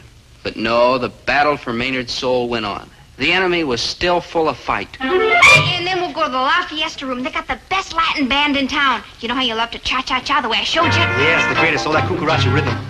A swinging night of cha-cha-cha. Top that, big talker. Nothing to it. Oh, yeah? We'll see. We'll see. And that Bernadine thought she had us stuck. Boy, you've got to get up pretty early in the morning to beat us Gillises. Maynard, Mom's the best cha-cha dancer in the whole neighborhood. Well, for my age, that is. Come, Maynard. Shall we show them how to cut a Latin rock? Ole! Viva la Senorita G! That's Mrs. G like Latin, you see. We know, Senorita Maynard. We know. Dance already. Oh. Ready? And one. And one. I thought Bernadine taught you how to dance the cha-cha. Like true, but I was too chicken to lead, and she only learned me how to follow. You can only follow her. Can't you lead? Oh, I wouldn't know how, dear. We're sunk. No wonder that Bernadine was so sure of herself. Ooh, that music. Man, what a beat. Well, there's nobody here to dance with, so I better go down to the La Fiesta room and find that twinkle-toed chick. Oh, no, Maynard. Don't go back to her. Fight that temptation, Maynard. Fight. I'm sorry, Mrs. G. Dobie. Dobie, that means that... I know, Maynard. I tried. Honest, I did. But it's bigger than the both of me. So, farewell and au revoir. And 1, 2. Cha-cha-cha. 1, 2. Hold it, boy. Oh, let go, Mr. G. You're cheating. You said you promised you'd give me anything the chick couldn't. I gotta have somebody to lead me in the cha-cha-cha. I just gotta. So? So, when the little lady was becoming the best cha-cha-cha dancer in the neighborhood, for her age, that is, who do you think was leading her? Shall we dance? Cha-cha-cha. 1, 2. Cha-cha-cha. 1, 2. Cha-cha-cha. 1, 2. Cha-cha-cha.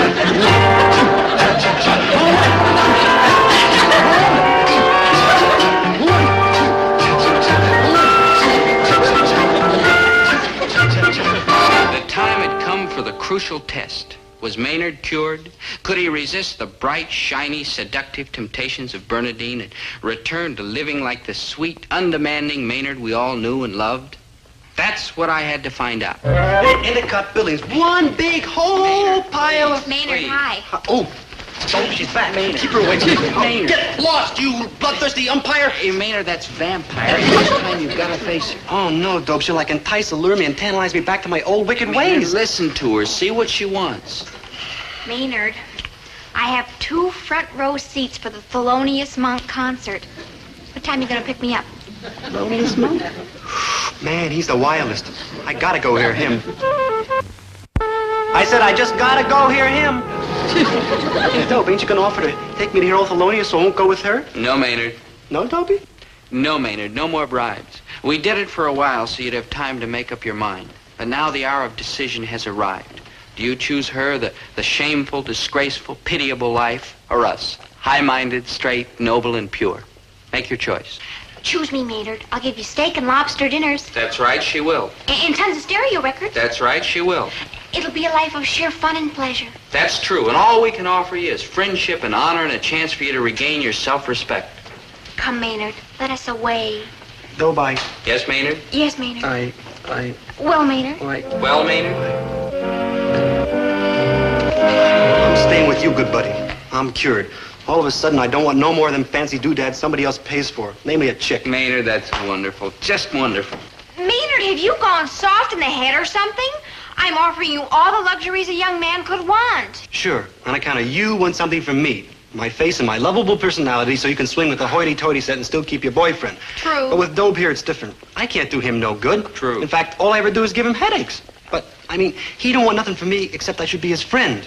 He's got no ulterior motives. That's how I know his way is the right way. Because I'm the only one who like helps. Maynard, you're a fine, decent human being. I know. Maynard? Yeah, good buddy? Here.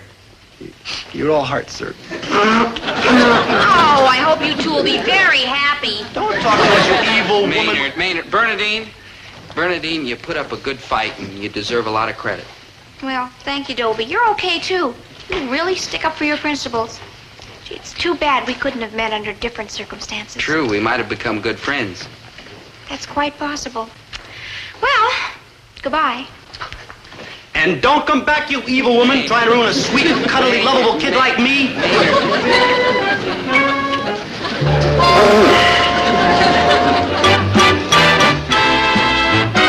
Bernadine, I didn't know quite how to say what I had to say to you, and that's why I brought Abigail with me. Indeed. Abigail is a student of cultural anthropology at Bixby College for Women. Indeed. I feel like an utter cad and bounder about all this, of course, Bernadine, but when a fellow finds himself an Ivy Leaguer... Why don't you come out with it, you big phony? You just came back here to tell me off. You got yourself an oversized head and an undernourished girl, and a small-town girl like me just isn't good enough for you anymore. Indeed. I'll indeed you, sister. Here's your ring and your pen. And if I find anything more of yours over the house, you can come over and I'll stuff them down your throat. Careful, careful, those aren't paid for yet. Indeed, yes, Skinny, and you can have him with my compliments. I'm gonna find myself a man who has the guts to stick up for what he believes in. Hi, Bernadine. Dobie, darling. Me, Dobie, darling, me. Roger and I have just come to a mutual and highly satisfactory misunderstanding. I just saw. Oh, you're just the man I'm looking for. I am? Oh, yeah, I sure am. Dobie, Yes. couldn't we go somewhere and talk? Of course, my sweet. Your wish is my command. Dobie, darling, you're so cute. You are the moon and the You're stars. so romantic. You are poetry. But you're so impetuous, my sweet. We've only just met. How can we speak of marriage? When two people are in love, my pearl, it's never too soon to speak of marriage. True. Yes. Roger, that meathead, Yeah. and I, we had our initials engraved on everything since the day we met. Good heavens. I ordered a silver serving tray yesterday. I must call them and have our initials engraved on it. Yes. Oh, voila. Voila, my dime for the phone. Oh, I'll rush right back. Each second will seem like an eternity, my sweet questing beast. Like I know. Oh, hi, Maynard. Sit down.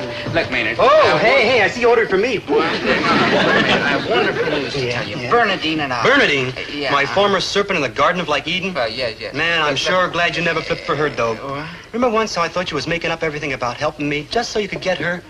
Oh, man, I'm sure glad it turned out I was wrong. Because if I ever found out you and Bernadine were like hacking around together, then I'd never ever trust you or any other human person ever again. Never, ever, never, ever. I mean, I'd lose my whole faith in humanity. And I go back to my wicked ways as being a no-good gigolo. But, Dobe, you're good and true and pure of heart, and you only wanted to help me. And that's how come I'll always believe you and trust you. And, Dobe, I'd give you anything I owned. Oh, yeah, hey, Dobe, you want to borrow my petrified frog? Dobie, Oh, hi, Maynard. Oh, get lost, chick. Look, Bernadine, there's something I gotta... Yeah, get lost, chick. What? Dobie! Cut out, scoot like a bunny. Right, Dobe? Yeah, like a bunny. Well, I never did either. So like hail and farewell, right, Dobe? Yeah, like hail and farewell. Man!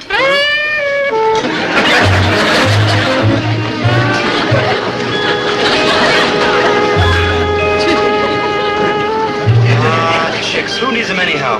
We always got each other, right, good buddy? I'm afraid so, Maynard. I'm afraid so.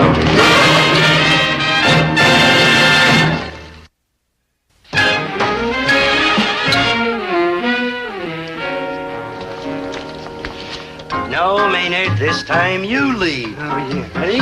1, 2, cha-cha-cha. 1, 2, cha-cha-cha. 1, 2, cha-cha-cha. 1, 2, cha-cha-cha. 1, 2, cha-cha-cha. 1, 2, cha-cha-cha. 1, 2, cha-cha-cha. 1, 2, cha-cha-cha. 1, 2,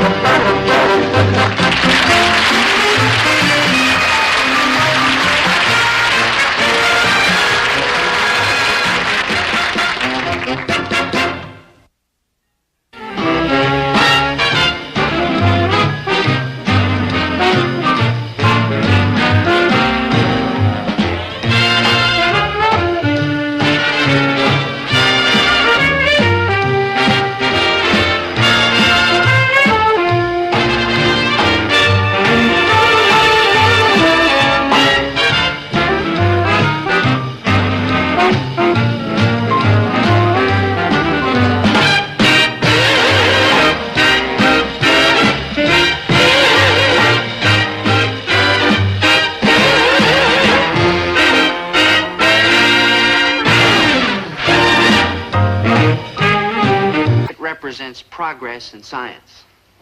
This is my friend Maynard G. Krebs. He represents, well, nobody can quite tell what Maynard represents. Now, what do these four things have in common? Just wait and see.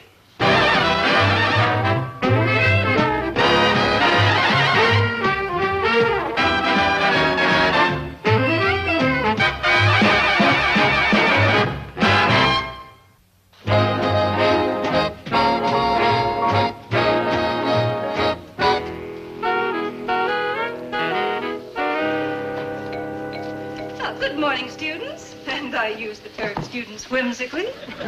Well, you are all no doubt wondering why we're meeting out here today instead of in our regular classroom. All right, so you are not, no doubt, wondering. But I am your beloved history and biology teacher, and I have prepared a stirring speech that I don't intend to waste. So I'm going to tell you anyhow, and you will A, listen with eager, fascinated attention, or B, win a real-life flunk notice of your very own. The A's have it, and so much for the art of gentle persuasion. Now to business. When our beloved founder, S. Peter Pryor, arrived here many years ago, he stood on this spot and proclaimed for all the world to hear, "This is where I shall establish my college." Rumor has it that he picked that particular spot because his feet hurt and he didn't want to irritate his bunions. However, those are probably only the words of opposing real estate operators. At any rate, this plaque stands on the most hallowed piece of ground on our campus. Tomorrow, they're going to remove the crumbling old base on which it was built and replace it with a newer, sturdier one. Now, barring unexpected foreclosure of the mortgage, the new base should endure for many years. So to celebrate the occasion, we are going to cement into it a most fascinating object, a time capsule. A time capsule, Dr. Burkhardt? A time capsule, Mr. Gillis. You do know what a time capsule is, don't you? I sure do, don't we, Zelda? You bet, Poopsie. Mm-hmm. A time capsule is a cylinder made of lead, which, when properly sealed, becomes absolutely airtight. Thus, objects placed within it remain in perfect condition for hundreds, even thousands of years. Thank you, Miss Gilroy. An excellent recitation, as usual. You're welcome. Certain objects, carefully selected to be representative of our culture, will be placed in the time capsule before it is deposited in the base of the plaque. Mr. Osborne, do you know why? So that people can open the capsule thousands of years from now and immediately learn what superb creatures we were back here in the 20th century, correct? Correct. Naturally. Tell me, Mr. Gillis, what article would you choose? Now, think carefully. It isn't a choice to be made lightly. Try to name a single object that represents, in a sense, what we believe in, what we're struggling for.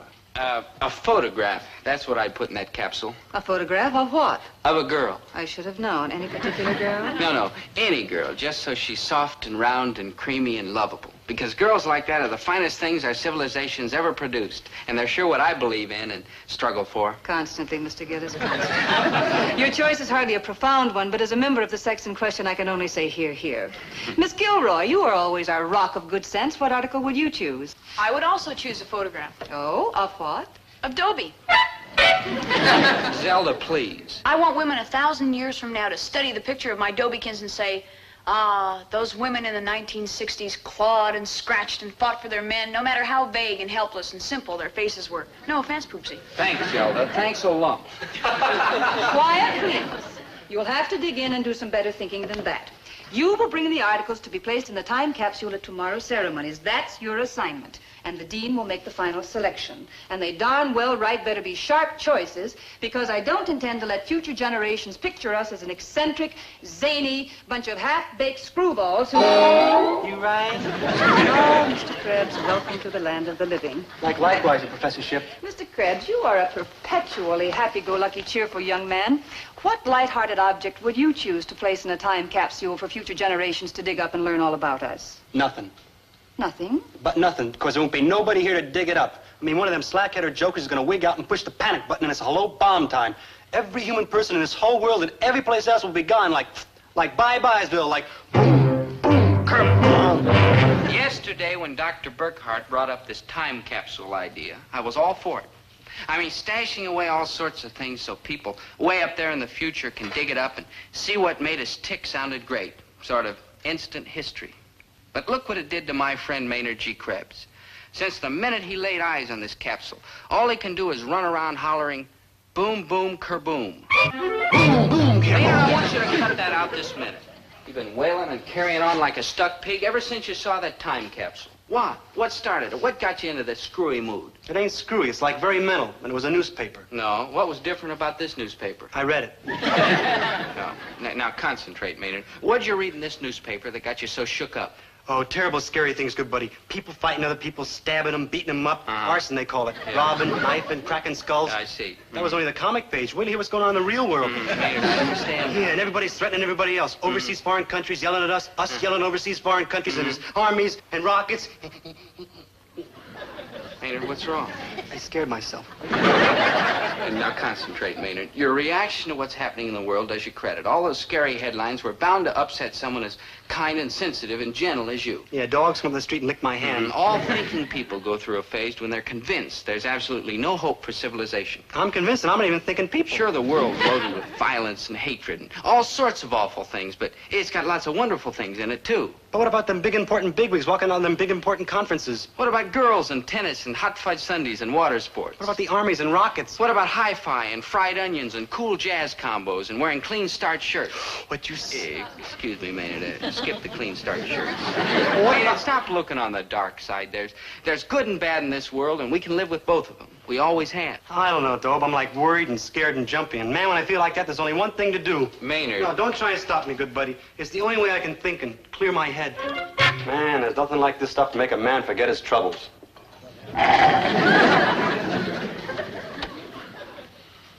Oh, what I wouldn't give for a lifetime supply of that Tutti Frutti on the rocks. Just what would you give, Krabs, baby? You name it, you got it, Waldo. Then refresh yourself, my bearded gourmand. You paying? I'm paying. Oh, I'm eating. Like, whoa, what's the catch? Catch? The joker, the kickback, the booby trap. With you, there's got to be one, Chatsworth. That's most unkind, Krabs, baby. True, but most unkind. Actually, Maney, do, it's quite simple. Item. You hold a part-time job feeding the owls in Dr. Burkhart's biology laboratory. True? Like true. I got away with owls. Item. Also kept in Dr. Burkhart's laboratory, in her desk, near the owls, are the questions for the biology exam she intends to give next week. True? Like true. So? So, I want you to steal them for me. The owls? The exam questions, you ninny. Oh, I don't know, Chatsworth. I myself am not personally enrolled in biology. I mean, I have enough trouble speaking English. Me steal? Me?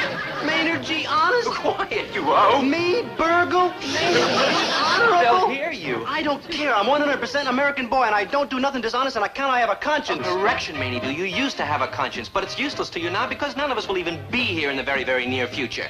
The end of civilization, isn't that what you said yourself? Like true, we're heading and zooming right for boom, boom, kerboom. Correct. And so, gracefully expressed. So, Krebs, baby, since you won't be around for your conscience to annoy you anyhow, why not enjoy yourself now in the gay, fun-filled, delightful, madcap present? Refresh yourself, dear crony, and there's noodles more where that came from if you obtain the exam questions for me. Oh, I don't know, Chatsworth. I merely need to see them for a few moments, then you can return them. All right, then. I'll throw in a dozen new stereo records. Very well, then. Make that 2 dozen. And a fabulous custom-built hi-fi set to play them on. But that's as high as I go. Oh, gad, man, you're a shrewd bargainer, you hard-fisted businessman, you. Me?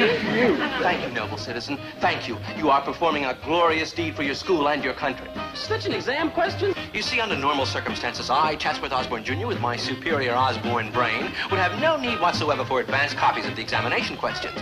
Why, then, am I in difficulty now, you ask? Who's asking? I shall tell you since you insist. Who's insisting? As sole member of the Osborne dynasty, currently enrolled in this fine institution, I have certain solemn obligations. After all, who is best qualified to keep the name of our school bright and shining and continually in the public eye? Who? The owl. And Osborne, of course. When students drop paper bags filled with water on passing citizens, who must take the lead by dropping the first bag? Who? And Osborne. When students swallow goldfish, who must take the first swallow? And Osborne. When students cram into telephone booths, who must be the first to cram in and the last to crawl out? And Osborne, that's who. With such a tradition to uphold, can I be untrue to my family's reputation by shirking my obligation? No! Hence, I have had no time whatsoever for such prosaic matters as studying for a biology examination. When duty calls, and Osborne answers. Chatsworth, you're all heart. I surely am. Too bad you're such a low-down rat. It is a shame, isn't it? Now, tell me, when will you be able to borrow the exam questions from Dr. Burkhart's desk? Oh, Chatsworth. Don't bother thanking me, Maney, do. When do you go to feed the owls in Dr. Burkhart's lab? 1 o'clock on the dot. It's 1:30 now. I must have missed the dot. Why are you dallying? Away. Bring yourself to that laboratory post-haste. I don't know, Chatsworth. I gotta give this some high-powered thinking. With what?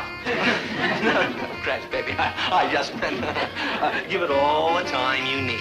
Up to immediately. Oh, my head's kind of cute, but it don't figure out things too good. What I need is some advice. Advice? Yeah, like right away, quick. And I know where to get it, too. From a person who's smart and intelligent and brainy and very, very deep.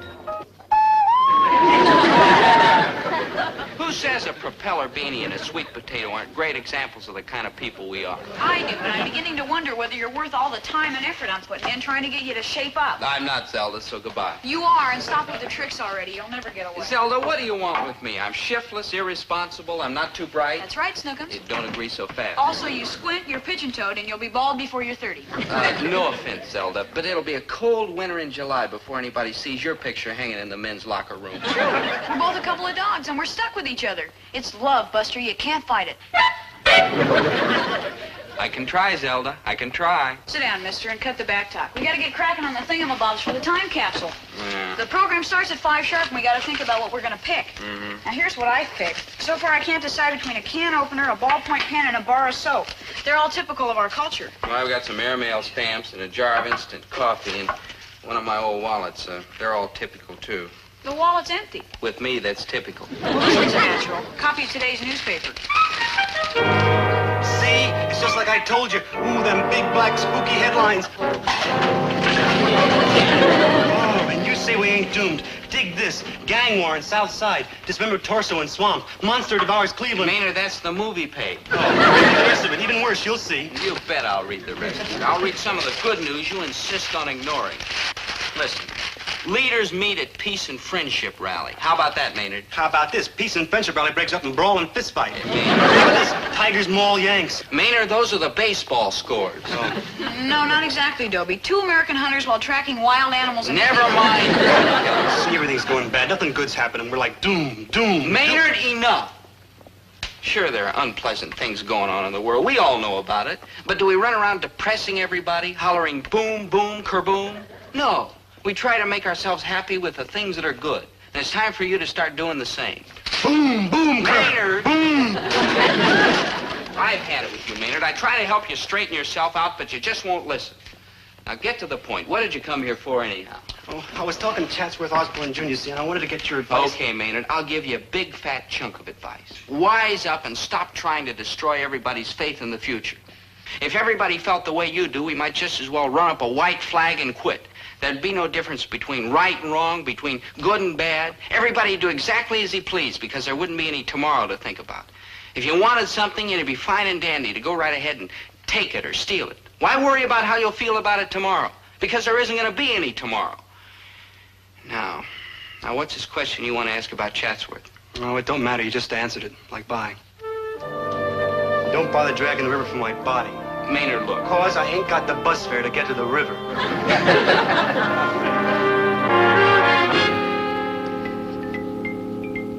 You know what I'm gonna do, Dr. Burkhart?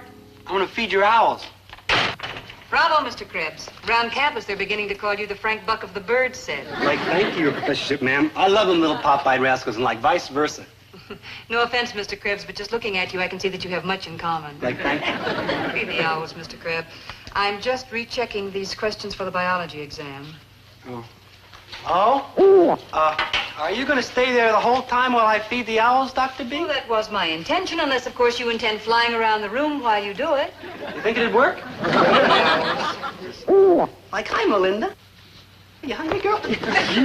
Yeah, you're hungry. Well, like, stand by. Daddy will feed you. Here you are now. Take a little nibble. Come on, little nibble. Come on. That's it, girl. Oh, good girl. Bravo. Come on, you watch how Daddy does it. Watch. Delicious. Come on. That's a teensy weensy little teensy bit. Come on.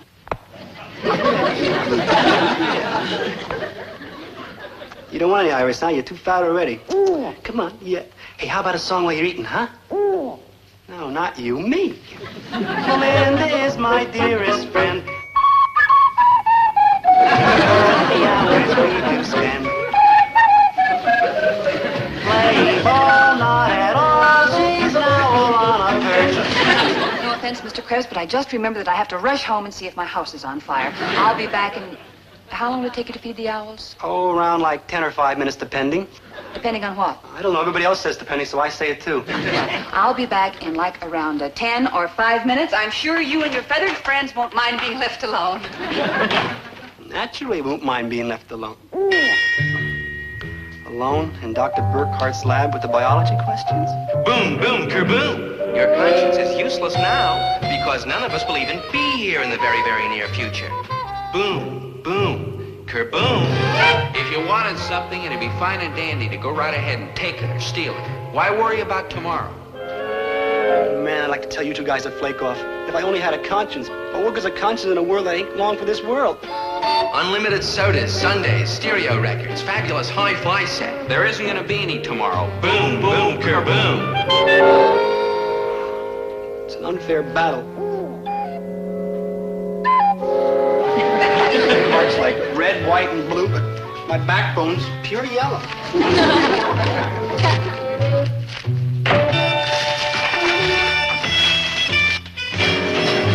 Mr. Krebs, are you finished yet? Oh, I hope. Almost, Dr. B, almost. Here, Melinda. Melinda is my dearest friend. Happy hours we do spend playing ball.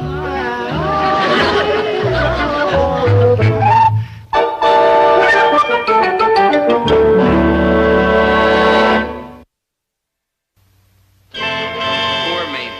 I didn't know what was bothering him, but I knew it was something serious, because for the next few hours, he disappeared completely. Boy, I was really worried.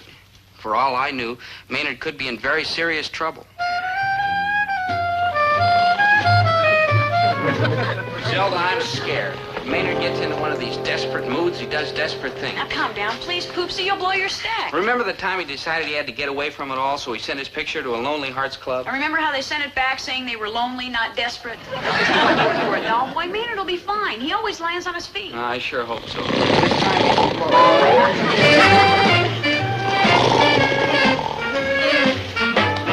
Maynard, wake up. Maynard, where you been? We've been half out of our minds worrying about you. I had like problems, so I took a walk to do some thinking. And what happened? Oh, you know me, Dope. As soon as I think for more than 2 or 3 minutes, I fall asleep. Like this. Did you solve your problem? Not yet. I'm still thinking. This problem of yours, does it have something to do with this boom, boom, kerboom silliness you've been carrying on about? It ain't silly, and yes, don't you see, Dobe, if things ain't black and gloomy like I've been telling you, how come we don't know it? Maynard. How come every time you read one of them newspapers, nothing looks better, only worser? Including your English. Listen, I don't know how I can prove to you that the world isn't on its last legs, but somehow inside, I just know it. We all do. Sure, Maynard, and when the time comes, you'll know it, too. You'll feel it in your bones. You'll sense it. Now, the cornerstone ceremony's starting. We'd better go. Come on, Zelda.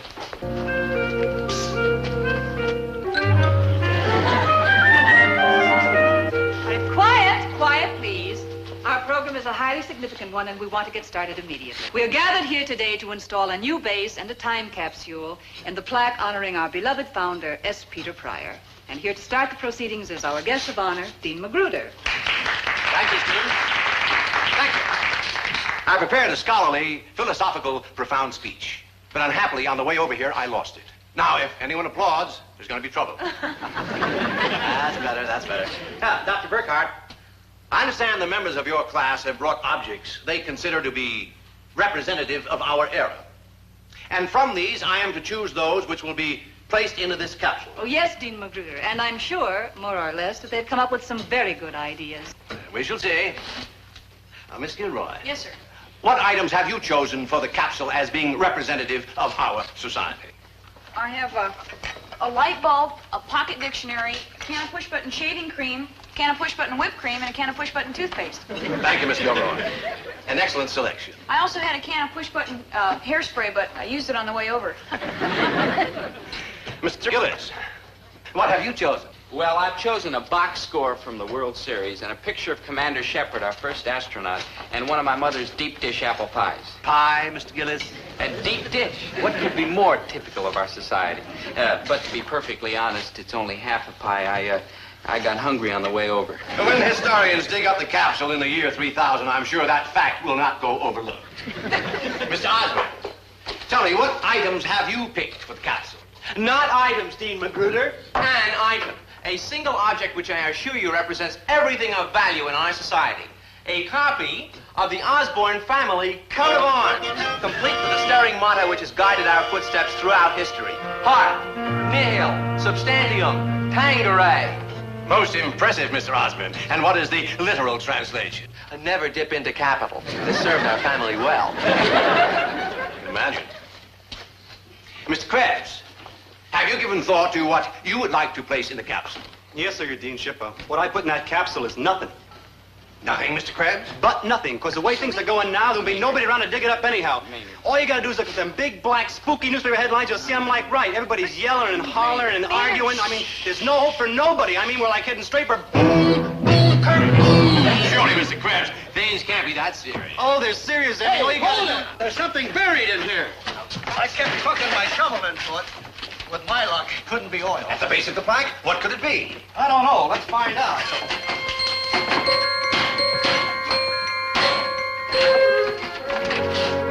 Newspaper. President says war inevitable. Future termed hopeless. Leaders agree. See, what did I tell you? Like hopeless, like woe is me, like Boom. Just a minute, Mr. Krebs. Let me read further. Civilization on verge of collapse. Like, wow, let's head for the hills. It's even worse than I thought. Yes, mankind headed for calamity. And the paper is dated 1911. That's 50 years ago. Yeah, that's exactly what I've been telling you. I mean, we're miserable. 50 years ago? Yes, Mr. Krebs, 50 years ago. When they put in the original base for that statue, even then, apparently, they knew something about time capsules. Don't you see, Maynard? Everybody's own time seems like the worst time in history while they're living in it. I guess our own time seems that way to us. But that doesn't mean we're not going to survive and grow and maybe even turn out better. That's the way it is with people. 50 years ago, they didn't think we had any future either. But we're still here, aren't we? Still struggling, but still around. Yeah, I guess cats like us will always be around. I mean, we don't use our heads too good all the time, but we're sure in there trying. Good thinking, Maynard. Very good thinking, Maynard. Very good thinking, Maynard. But, like, thank you, Dr. May we dispense with old home week and get on with the ceremony? Now, Mr. Krebs, do you still want to put nothing in the time capsule? Oh, no, your cap and gown ship. I want to put something real progressive in there. A note. Here, is it? Write this good small girl. To all you cats in Futureville, like, hi. We just want you to know that things back here ain't as bad as they seem. In fact, they're like the greatest. Signed, Maynard G. Krebs, 20th century citizen. Greatest. Here, Maynard, sign it. Very impressive, Mr. Krebs. I'm proud of you. So am I, Maynard. Dob, I only got one question. Do you spell Krebs with a K or a C? Welcome home, Maynard.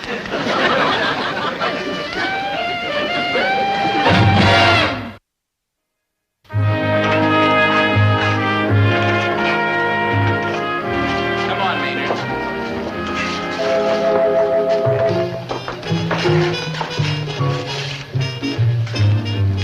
I know there, Krebs, baby. You're just the chap I've been looking for. Like, okay, Chatsy, I ain't backing out of no deals.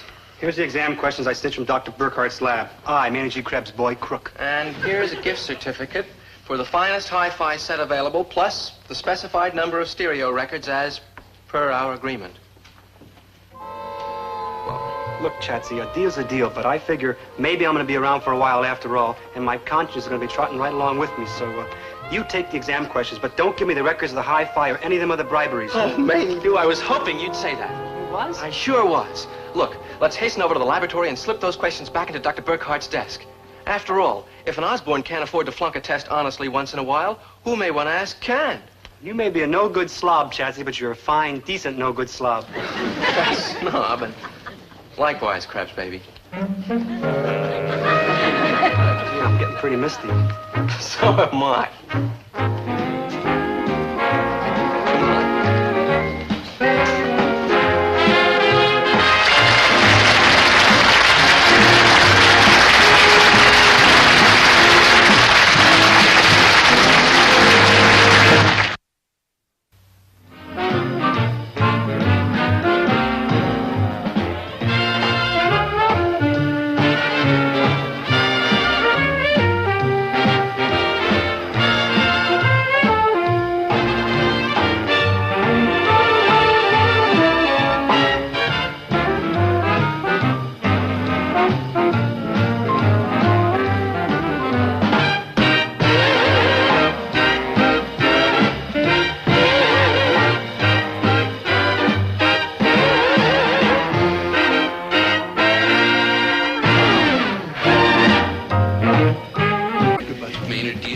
see?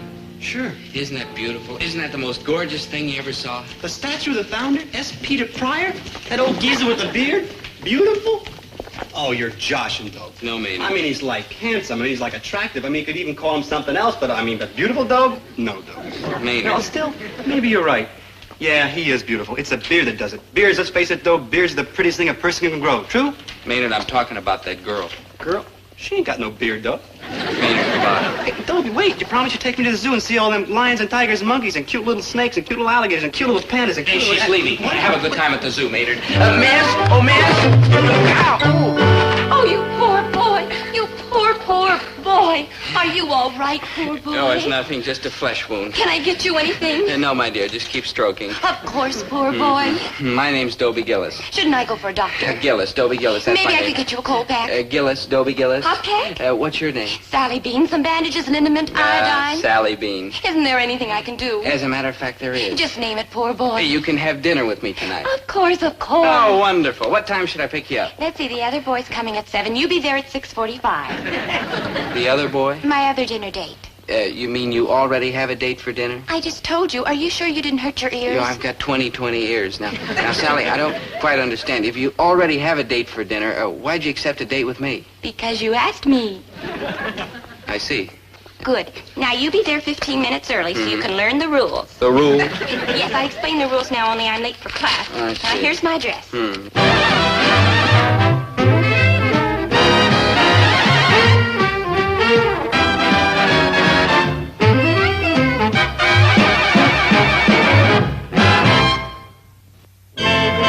Girls are strange. I state this as a simple law of nature. Girls are strange. You never know what they're going to do or say next. So when Sally Bean, that's the dreamy girl I just met, when Sally Bean acted so strange, I wasn't even surprised, because that's what girls are, strange. Now, men, on the other hand, are predictable. You know just how they're going to react. Take my father, for example. I know that if I should come up to him and say, Dad, can I have $10 to take a girl out tonight? He would say, Nope. You cannot have $10, but you can have 20. Now, Dad, listen. Did you say I could have $20? Make it 30. You're kidding, of course. I think you're mean, Herbert, teasing the boy like that. Who's teasing? Winnie, I give you my word. As a husband and a father and a successful independent merchant, a paid-up member in good standing of the Bison Lodge, a veteran of WW2, the big one, with the good conduct medal, I meant every word I said. Really? You'll give the boy the $30? Make it 40. Dad, I don't know what to say. You go through life thinking your father's, conservative. No offense. No offense, son, because that's what I am, a conservative, skinflint, and a miser. So how come $40? Well, it's an investment, son. In what? Well, look at it this way. All your life, you've had this crazy end to chase after pretty girls. Goodness knows where you get it. Certainly not from me. Well, I like that. Oh, now, Winnie, I didn't mean that the way it sounded. You know that to me, you are a very attractive woman. And why? Because I am a man with simple, down-to-earth, homespun tastes. Who is saying it all wrong, Winnie? What I mean What you mean is I'm a mess. Oh, you are not. And regardless, you're my mess, and I love you.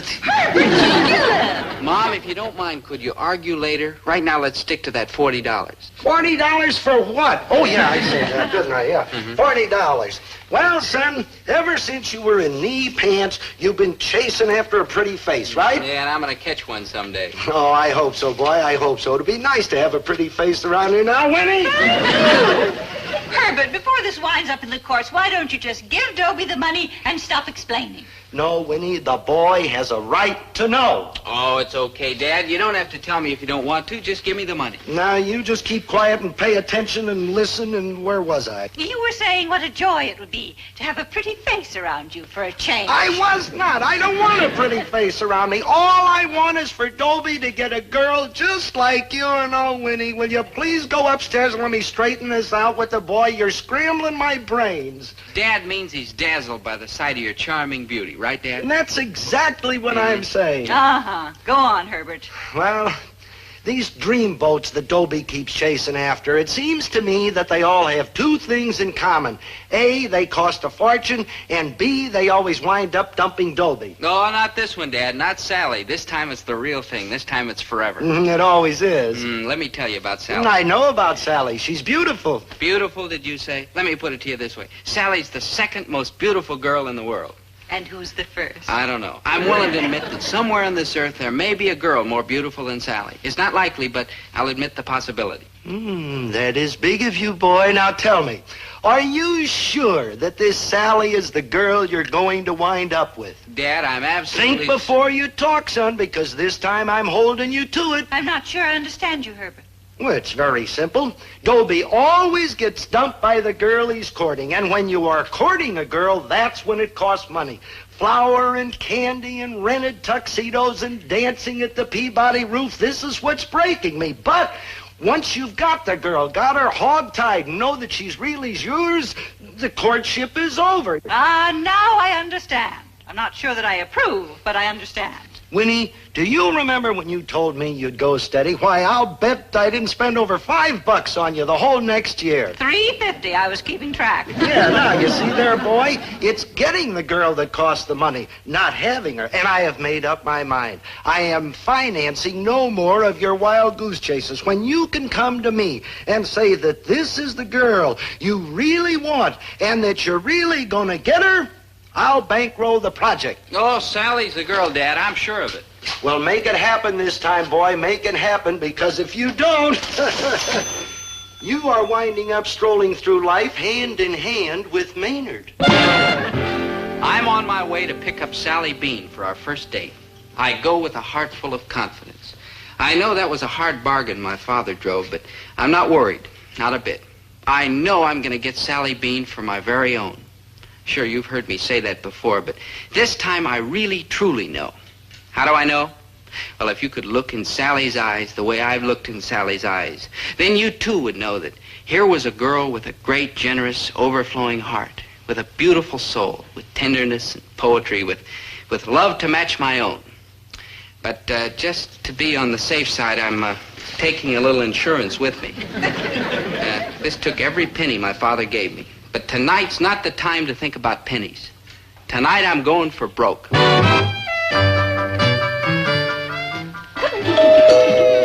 mind, Mother. I'll get it. Ah, my dear, you look charming tonight. Charming, did I say? Ravishing. How do you feel, poor boy? Oh, fine, fine. All recovered from that spill you took this afternoon? All recovered. Sally, my dear, how Come meet lovely. my folks. Oh, yes. Mom, Daddy, this is Dobie Gillis, the boy I was telling you about. How do you do? This is the first rule, Dobie. No candy, no perfume, no jewelry, no gifts today. Won't you sit down, Dobie? Mr. Bean will explain the rules. Oh, I'd appreciate that. Excuse me. It's really very simple, Dobie. As you can see, Sally is a very attractive girl. Attractive? She's at least the second most beautiful girl in the world. Are you sure you feel all right, Dobie? Oh, I'm fine. I'm better than fine. I'm floating. Dobie, if you could descend for a moment. Oh, yes, sir. Yes, sir. We're agreed, then, that Sally is a very pretty girl. Yes, sir. Sally is also a very tender-hearted girl. She's terribly disturbed by suffering of any kind. Oh, I can't stand suffering. I mean, when I see suffering, I just want to curl up and die. And me too, my dear. What I believe in is kindness. Boys ought to be kind to girls, and girls ought to be kind to boys. True. Everybody ought to be kind to everybody. Yeah. And not just people. I mean, animals and bugs and insects and everything. Oh, you're so right. Yes. Once when I was a little girl, I stepped on a caterpillar. I cried for a whole week. Well, I understand. You know what I hate worse in this world? What? DDT. Me too. Down with DDT. All those pretty little gnats and midges fainting and dying and suffering. Oh, it's just too terrible. It's ghastly. You know what I like? What? Automobiles. Me? Automobiles? Sure. Before automobiles, people used to drive horses. The poor things had to work all day in the hot sun, and lots of terrible men used to beat their horses. Hooray for automobiles. Viva Detroit. The only time I don't like automobiles is when they run over turtles. Sally, if you don't mind, I think, Dobie, that we've established Sally's tender heart. Absolutely. Yes, Dobie, Sally has a beautiful soul and a tender heart, which simply cannot abide suffering. For instance, when you fell down at school this afternoon and she saw you lying on the ground, hurt and stunned... Dobie, you sure you feel all right? Oh, perfect, my angel. Perfect. As I was saying, when she saw you in your pitiful condition this afternoon, she would have done anything to make you feel better. If, for example, you would ask her to go steady or even to get married, it's very likely that she would have accepted. Now he tells me. What if you had proposed? And what if she had accepted? Oh, Dobie, you sure you feel all right? Oh, fine. It wouldn't have mattered what kind of man you were. Sally would have said yes in any case, don't you see? I'm afraid so, but what about the rules? Well, Dobie, when Sally was old enough to start having dates, it was clear that she needed some kind of protection. I mean, we couldn't run the risk of letting some unscrupulous young man get her alone and force her into marriage by playing on her sympathies. So we sat down, Sally and her mother and I, and we drew up some rules. We agreed, all three of us, that she would never go out on dates with only one boy at a time. Never? Never. When Sally goes out, she always goes out with at least 2 boys, no one of whom is allowed to bring flowers or candy or perfume, or in any other way to gain any advantage over the other boy. Safety in numbers, huh? Precisely. But look, how's Sally ever going to find the man she loves, namely me? I mean, with 2 guys hanging around all the time, how's she going to get to know either one of them? But that's exactly the point. No boy can get Sally alone and whisper in her ear and work on her sympathies. Sally will be able to pick her boy completely on his merits, not because of a smooth line or a broken leg. Dobie, the day that Sally comes home and tells us she is honestly in love with the young man because he's a good man and not just because of her tender heart, we'll gladly suspend the rules. Now, Dobie, if you wish to withdraw from the competition, please feel free. Many boys have said no thank you when we've explained the rules to them, and you can go if you like with no hard feelings. I'll stay. I'm not afraid of a little competition. Good for you, Dobie, and may the best man win. By the way, who is my competition? Hi-ho, chaps. It is I, Chatsworth Osborne Jr., fresh from another triumph on the polo field. All right, so my competition's Chatsworth Osborne Jr. So what? I'm not afraid of a good fight. I come from a long line of fighters. My mother and father have been fighting for years. So what if Chatsworth is the richest fella in town? So what if he drives a foreign sports car and wears expensive clothes? So what if he's suave and sophisticated and knows how to talk to head waiters and maitre d's and bellboys? And so what if I told you that I'm about as much competition for him as Audrey Hepburn would be for Ingemar Johansson? Boy, I'm dead. You're too modest, Dobie-Doo. I think we're quite evenly matched. Oh, come now. It's true, Gillis, baby. I think Sally here is going to be dreadfully hard put to choose between us. Oh, come now. I do, of course, have certain tiny advantages. My wealth, for instance. The trust fund, stocks, bonds, debentures, and tax-free turnpike issues. I do, my little thrush. I can't take credit for that, any more than I can take credit for the brains I inherited, which have given me one of the 2 highest IQs ever recorded in the Western Hemisphere. Who has the other one? Don't look at me. Nor can I take credit for this compact, perfectly articulated body, which has made me, among other things, 3 times intercollegiate fencing champion. Touche! 2 times intercollegiate court tennis champion. 3 times intercollegiate archery champion. With the long bow, of course. Gee, how are you in athletics, Dobie? I can float on my back. Droll. You must just judge us man to man. That's very decent of you, Chatsworth. That's hardly surprising. I won the North American Decency Trophy 4 years running. What do you say, Dobie? Uncle. What? I say uncle. I know when I'm licked. Congratulations, Chatsworth. Would you mind taking Sally home? Oh, chin out, Gillis, baby. You can't win them all. That I wouldn't mind. I can't win any.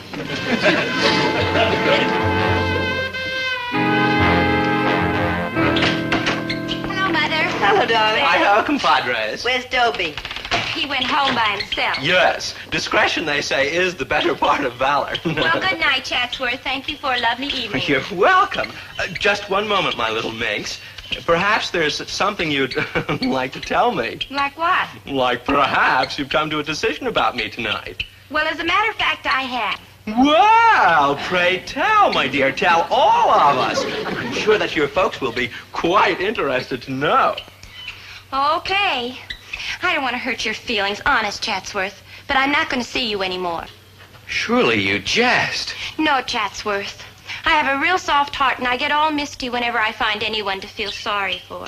But let's face it, Chatsworth, you've got nothing in the world for me to feel sorry for.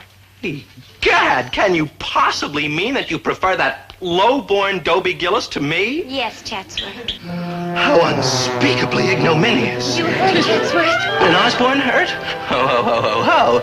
My dear young woman, we did not become movers and shakers by wearing our hearts on our sleeves. That's nice. Good night. I'll be seeing you. No, my child, you will not be seeing me. This is goodbye, farewell, adios, sayonara, and out. He's not mad. Sally, about this Dobie Gillis. Do I understand you correctly? You're really fond of him? Oh, yes, Daddy. I felt so sorry for Dobie next to Chatsworth. I feel sorry for a Sherman tank next to Chatsworth. Yes, we know you're sorry for Dobie, darling. The point is, are you honestly and genuinely fond of him? I think so. Oh, honey, we want you to be sure that you're sure. Now try another date with him, with somebody else along. Well, if you think so. We think so.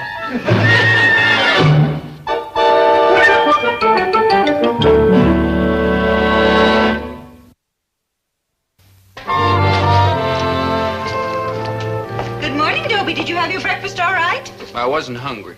What's the matter with you, son? You look like cat meat. Are you getting enough sleep, Dobie? We got enough last night. It couldn't have been later than 9:30 when he came in. 9:30. Didn't you have a good time, dear? Well, if you want to know, I had a terrible time, a rotten, awful time. Didn't get the girl, huh? No. Spend the money? Yes. All of it? Every cent. Winnie, you are a witness. You heard this boy promise that this was the girl he was going to get and that he would never ask me for another penny. And you heard me promise that he would never get another penny. And this is one promise I'm going to keep. Relax, Dad. I'm not asking for any more money. You're darn tootin' you're not because why ain't you asking for any more money? Because money doesn't do any good with this girl. She doesn't accept gifts or go to fancy places or anything like that. You found a girl who won't spend money? Yes. And you are letting her go? What else can I do?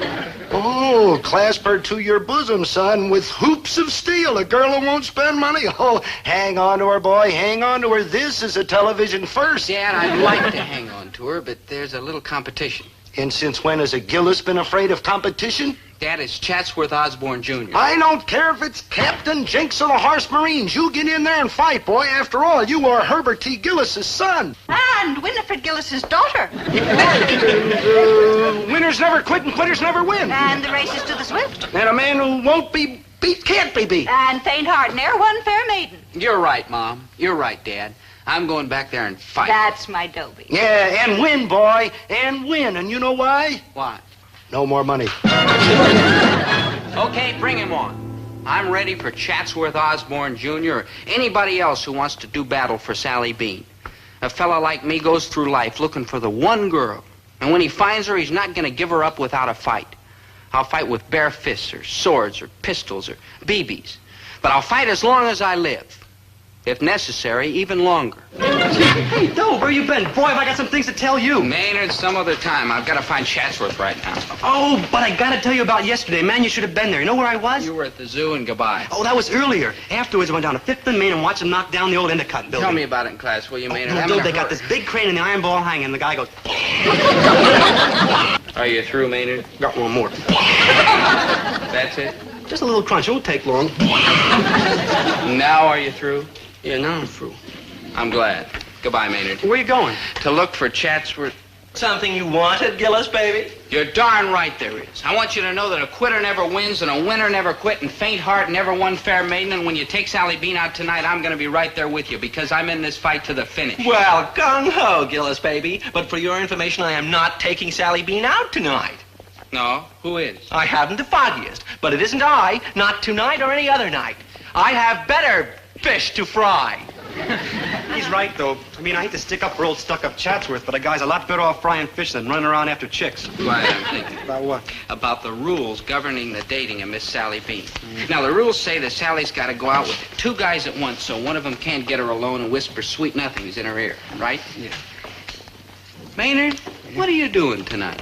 Oh, no, not me, Doe. Please, Doe, I don't dig chicks. Don't make me go out with a chick. Maynard, you've got to. Doe, I stick my arm into the fire for you. Both arms, both legs, my beard. But chicks, Doe, please, Doe, no, Doe. Maynard, I'm shocked. After all the things I've done for you, who's been your best friend ever since we were little tiny babies together? You don't. That's right. And who taught you how to tie your shoes? You And don't. who taught you how to dial a telephone? You And who don't. taught you how to...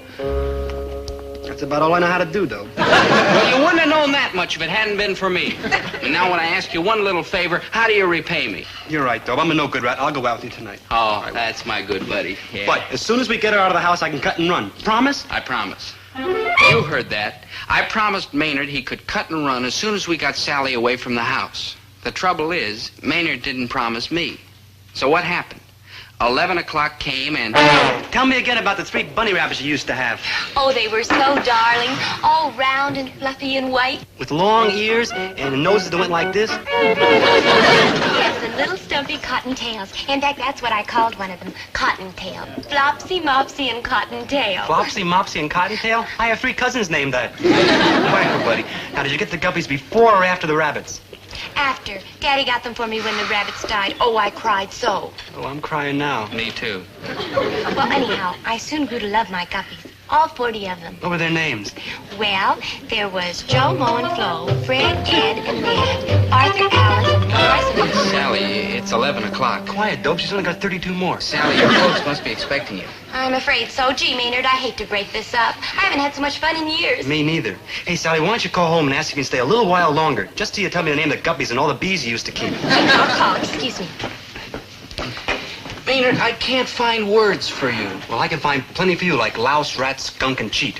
What are you talking about? You said you were going to cut and run as soon as we got Sally away from home. Shame on you, Dobe. I mean, thinking of a fiendish trick like that to play on poor Sally. You know the rules. Shame on you. Trying to get that poor, dear, innocent little chick to yourself so you can whisper sweet nothings in her ear. Shame on you. Maynard, I don't understand. You hate chicks. Dobe, a chick who digs bunnies and caterpillars and ants and lizards and dogs and cats and lions and tigers.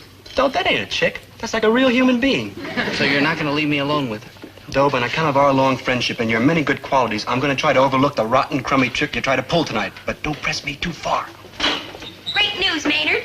Daddy says I can stay another half hour. Oh, for joy. Now, where was I? You were telling me about the guppies. So far you had Ed, Ned, Fred, Joe, Mo, Flo, Arthur, Alice, Morris, Brooks. Yes. Then there was Willie and Billy and Joel and Noah and Kate and Nate and Harry and Mary and Lottie and Toddy and... What? I said uncle. Again, I said uncle. Strange boy. Weird. Please continue. Well, then there was Jackie and Johnny and Jimmy, and Earl and Merle and Pearl, and Lisa. Did you have your breakfast, dear? I wasn't hungry. Hey, you look worse than yesterday. Strike out again? That's it. Now, Herbert, don't be hard on the boy. Oh, I am not going to be hard on him, Winnie. After all, he tried, and that's what counts. You did the best you could, son, and I am proud of you. And I am proud of you, Herbert. Well, thank you very much, Winnie. Son, I know that I growl and grumble a lot, but underneath this rough exterior, I'm not such a bad guy. Listen, you just forget all I said about no more money. Here, go out and get yourself another girl. Oh, gee, Dad, you're all heart. I'm sorry I couldn't have won this one for you. You tried, Dobie, and that's what matters. Certainly, and after all, there's no disgrace to losing to a guy like Chatsworth Osborne Jr. with all his loot and brains and trophies and stuff like that. Well, I didn't exactly lose her to Chatsworth Osborne Jr. Oh, some football player, huh, with a big neck and stuff like that? Well, not exactly. Well, exactly who did you lose her to? Dobe, Sally Bean and me are like engaged. I ran right over to tell you. Look, she gave me a ring. You lost to... and stuff like that?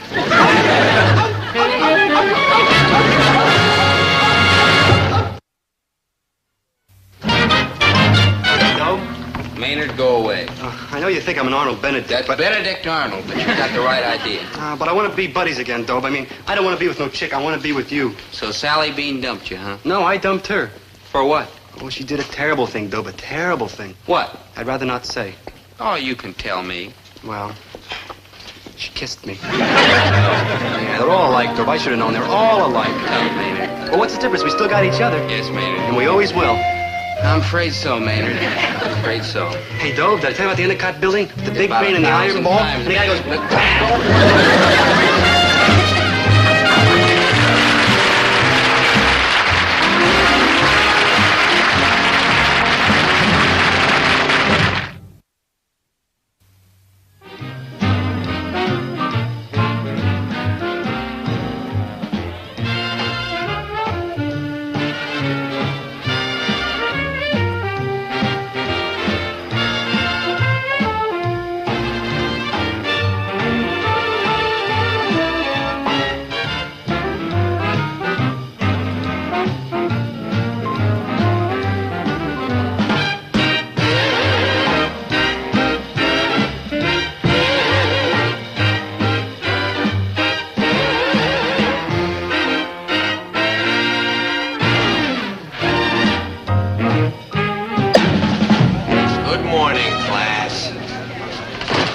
Students, and of course I use the term jocularly, please open your textbooks to page 208.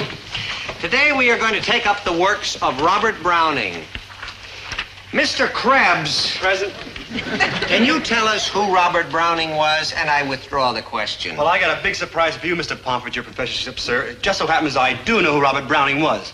Yes, Mr. Krebs, that would be a big surprise for me. All right, who, pray, was Robert Browning? Well, sir, he was this guy who lived in the corner of 9th and Locust. Big son of a gun, kind of bald head, and always smoked a big cigar. No, Mr. Krebs, that was not Robert Browning. Oh, begging your pardon, your cap and gownship, that was too Robert Browning. I knew him good. I mean, every night when I walked by his house, he'd be sitting there on his porch rocking, and I'd say, "How do, Mr. Browning?" He'd say, "How do, Maynard?" We were like buddies. Maynard. In fact, he's kind of like my hero. He was a crane operator, see? He used to run this big crane with this long wire and a stainless steel ball at the end. What he'd do is he'd knock down old buildings. He'd take the big stainless steel ball and yeah.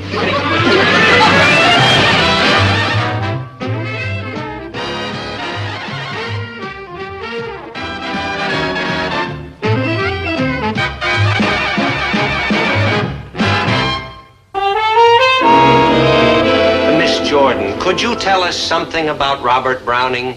Robert who? Browning, the poet. Poetry. Ugh, I think poetry's just icky. Indeed. And what is not icky? Oh, dreamy boys with yellow convertibles that dance divinely and wear Italian suits. And no funny little French restaurants where they let you mix your own salad dressing. Thank you, Miss Jordan. May your life be filled with oil and vinegar.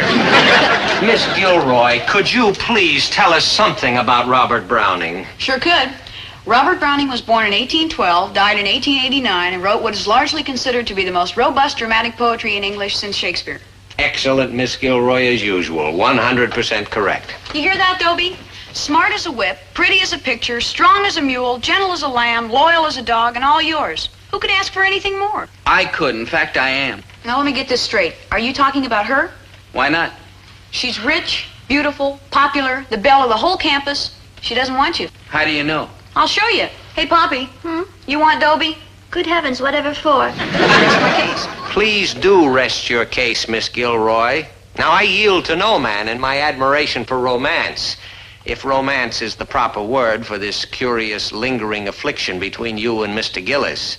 But right now, I would like to read some typical verse of Robert Browning's. Sure, Mr. Pomfret, go ahead. You're very kind. Ah, but a man's reach should exceed his grasp, or what's a heaven for? Mr. Gillis, can you tell us what those lines mean? Well, I think they mean that if a guy really wants something, I mean, really and truly, he should go after it even if it seems impossible to get. You astonish me, Mr. Gillis, and pleasantly. That is precisely what Robert Browning is saying. Like, for instance, if there was a girl who was gorgeous and beautiful and popular and desirable and the belle of the whole campus, and there was a guy who was just an average, typical American boy, why, he shouldn't say, "I'm licked, I'll never get her." He should try with all his might to win her, even if it means dumping another girl who's not so gorgeous and beautiful and popular and desirable. Now, just a minute. This other girl may not be a beauty winner, but she's a human person with feelings and dignity. And if this guy thinks he can come running back to her anytime he strikes out elsewhere, well, she's got news for him. The next time he walks out will be the last time. You'll forgive me, but weren't we talking about Robert Browning? We still are. And this girl is serving notice right now that a certain guy's reach better not exceed his grasp, or he's going to end up with a big fat zero all around. But, Mr. Pomfret, isn't that Browning's point? I mean, even if you're going to go down to utter, total, complete ruin, you've got to try to get what you really want. You've got to reach beyond your grasp. True? Well, yes, it's true, but... Thank you. Poppy, my great tawny animal. Would you come with me tonight to a funny little place I know where they let you mix your own salad dressing? Oh, I don't know. Call me. All right, Dobie, I warned you. I have nothing against Zelda, you understand. She's a fine girl with a giant IQ and a big heart and not a single cavity in her whole mouth. I like her. I respect her. I admire her. But love her? No. Who I love is Poppy Jordan, because like Robert Browning says, a man's reach should exceed his grasp. I'm going to get Poppy. It'll take perseverance, patience, ingenuity, and most of all... Money? Yes, Dad, I'm taking some money. Why? Because a man's reach should exceed his grasp. Well, you keep reaching like that, and you will be grasping with a handful of sharp fingers. Dad, I'll put in my IOU. I'll work it off. Shame on you, Herbert. You think the boy's a thief? Why, he never stole anything in his life. Oh, perish the thought, but you must admit he has made a lot of unsecured loans. Dad, listen to me. Robert Browning. Robert Browning? Oh, you mean the guy who runs the crane with the big iron ball on it? Yeah, knocks that's down buildings? friends. Oh, yeah. Well, you can see how a fella could get confused. Yeah. Robert Browning was a famous poet. He wrote... Well, anyhow, he was very famous. Oh, that Robert Browning, huh? Where did you run into him, son? No, Dad, he's dead. Oh, sorry to hear that. He left the widow well fixed up. Herbert, will you let the boy say what he's going to? So who's stopping now? Thanks. Well, Robert Browning, the English poet, said, a man's reach should exceed his grasp, or what's a heaven for? Now, that means, how beautiful. Now, that means if you find... I know what it means. It means if you've got a hankering for something big and wonderful and way out of your reach, you should go out and try to get it, no matter what your good sense tells you. That's right. That's wrong. A man's reach should be just as long as his arm. Don't reach for anything you can't grab. Know your limitation. Learn to live with it. I did. Thanks a lot. Oh, Winnie, now just a minute. Remember, Winnie, I didn't mean that. You were a fine woman and a great wife and a wonderful mother, and you keep a clean house and you cook a good meal and... look, Mom, Dad, I'm proud of you, both of you. Really, I am, but frankly, I'd like something better. Got me doing it. But what I mean is, well, I hope I'm as lucky as you two are, but, well, like Robert Browning said, a man's reach should exceed his grasp. You know, I am going to speak to the Bison Educational League about this guy, Browning. He sounds like some kind of a communist to me. Herbert, let the boy try to exceed his grasp. He's young, and if he gets his nose bloodied, well, I guess he'll recover. You're right, Winnie. Let him go out and get clobbered. After all, Zelda will always be waiting there whenever he comes back. Right, son? I don't know, Dad. She said if I tried it once more, she was through with me. Big talk. That's what your mother said to me when I went chasing off after Cuddles Kindermacher. But there she was, light in the window, waiting, all lit up. Hey, here, take your money and get out of here, will you? This is a place of business. I can't stand around yakking all day.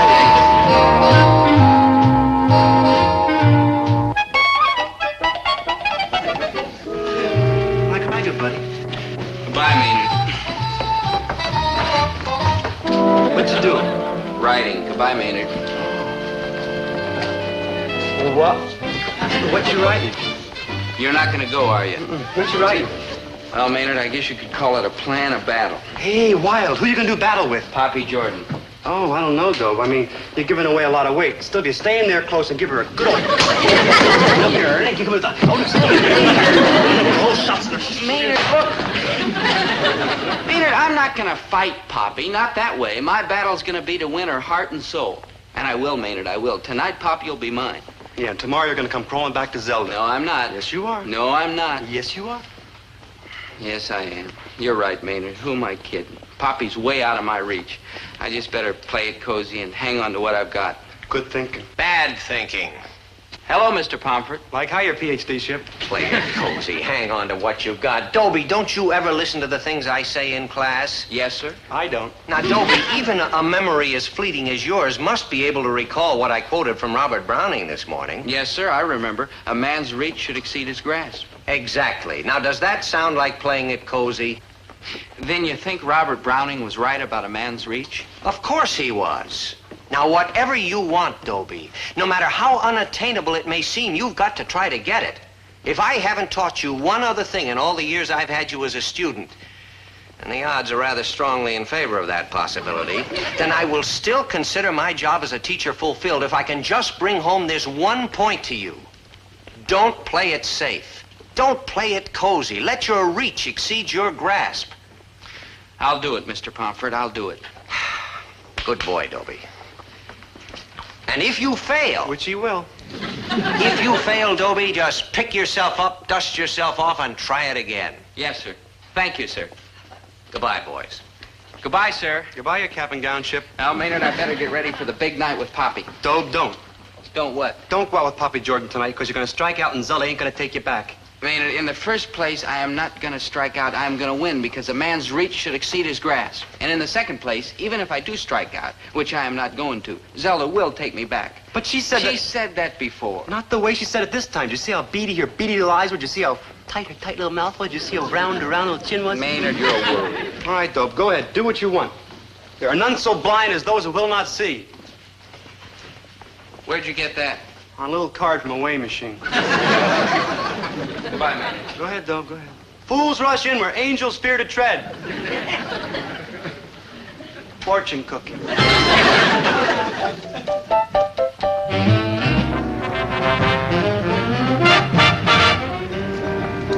Ah, here we are, my dear. A funny little French restaurant that hardly anybody knows about. French restaurant. It's a malt shop. Only to those who aren't in love. Tonight, my dear, we create our own Paris. Oh, brother.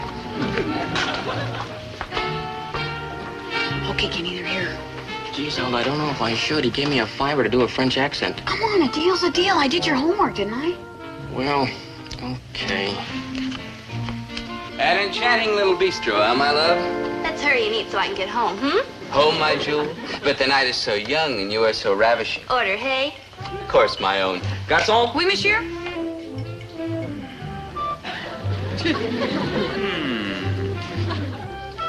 I'd like to order a gourmet dinner for two. Gourmet dinner for two. Oui, monsieur. What is the spécialité of the house? Frozen pizza. Don't I know you from somewhere? Perhaps, monsieur. Have you ever been in Paris? Paris, France? Oui. No. Come on, I have to get home, Dopey. Yeah, that's Dobie with a B. 2 frozen pizzas and a tossed green salad. I'll mix the dressing myself. Enchanté, monsieur. You sure I don't know you? Have you ever been in Marseille? Marseille, France? Oui. Come on already. That'll be all, garçon. Mille merci fois, monsieur. Well, my dear, what shall we do this glorious evening? We shall finish our dinner and we shall take me home. Home?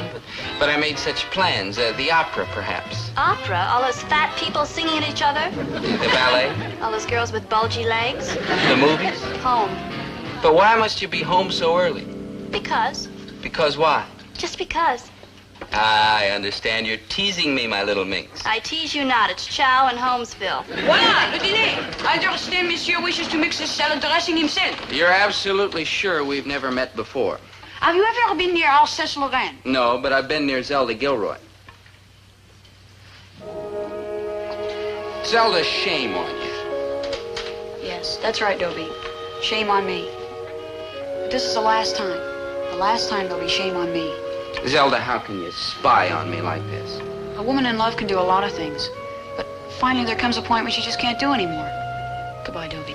Look, Zelda, I don't want to hurt your feelings. For years, I've been telling you it's no use. Why don't we just start all over again and just be friends? Dobie, there's 2 things we can be, and friends isn't one of them. We can be lovers, or we can be strangers. Can't you see that? Goodbye, Dobie.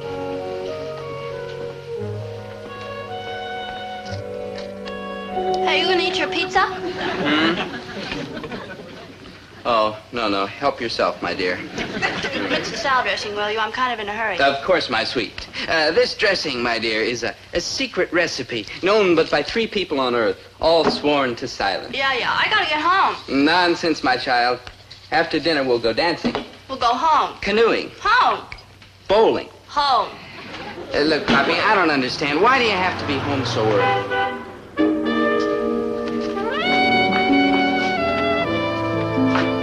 Does that answer your question? A late date? Nighty-night, Dopey. Yeah, that's Dobie with a B. Sorry, Roger. I tried to get rid of him sooner.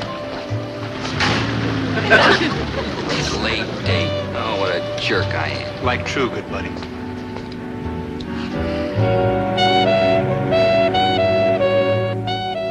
I wonder how Dobie made out with that new girl last night. I don't have to wonder. He got clobbered. That's how he made out. That's right, Dad. Oh, there you are.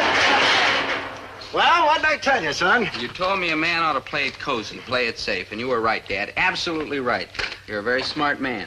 You bet your boots I am, I am. He is? From now on, Dad, what you say goes. If you're kind enough to give me the benefit of your advice, well, I ought to have sense enough to take it. What's the matter, dear? Nothing. Aren't you happy because Dobie is going to listen to your advice after all these years? You want the truth? I know the truth. You're scared stiff. Winnie, I am paralyzed. The kid really threw me a curve. But for all these years, you've been yelling that Dobie ought to listen to you. Sure, because I knew he wouldn't. Winnie, it is very easy for parents to advise their children, and you know why? If it turns out that the kid is right and the parent is wrong, well, that's fine, because after all, the important thing is for the kid to be okay. Yes, dear. And if it turns out that the parent is right and the kid is wrong, you can always say... I told you so. Right. Which is a mighty good feeling. No, it certainly is. So when parents advise their children, no matter which way it turns out, the parent has to wind up a winner. Providing, of course, the kid don't take the advice. But Dobie pulled a switch. He's going to listen to you. No, that was a sneaky thing to do. Which means that from now on, when you give advice, you're going to have to think before you speak. No, what a terrible thing to do to a man. Oh, don't worry, Herbert. It's not so bad. After all, you're not unintelligent. Yes, I am. Yes, you are. Don't agree so. All right. Well, dear, you're no Einstein, but you do have the boy's welfare at heart, and I'm sure that if you think hard enough, you'll be able to come up with the right advice for him. When he was 5 years old, then I could give him the right advice. Don't play in traffic, don't sit on a hot stove, but he is no longer 5 years old. He is a young man, and don't ever tell him I said so, but he's a heck of a lot smarter than I am about the things of his world anyway. Look, I'm just a plain ordinary man trying to scratch out a living in a corner grocery, and he's got the whole universe in his mind. Now he comes along and wants me to give him advice. Winnie, I am lost. Don't despair, Herbert. Things are not as black as they seem. Oh, like heck they ain't. Believe me, they're not, because something wonderful is going to happen very soon. Like what? Like Dobie is going to forget all the promises that he made this morning and start ignoring you just like he always has. You really think so, Winnie, honest? I'm sure of it. Oh, he's a good boy, that Dobie. You sure he's going to ignore me? Positive? Oh, he's a great comfort to his old dad. And you're a pretty good comfort to your old husband, too. Hey, come here.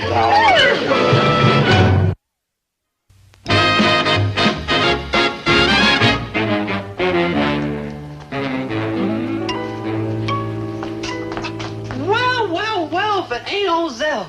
Well, if it ain't old Maine. Well, fancy meeting you here. Well, must be mighty fancy. You only been tracking me for 3.5 hours. Mind if I sit here? No, go right ahead.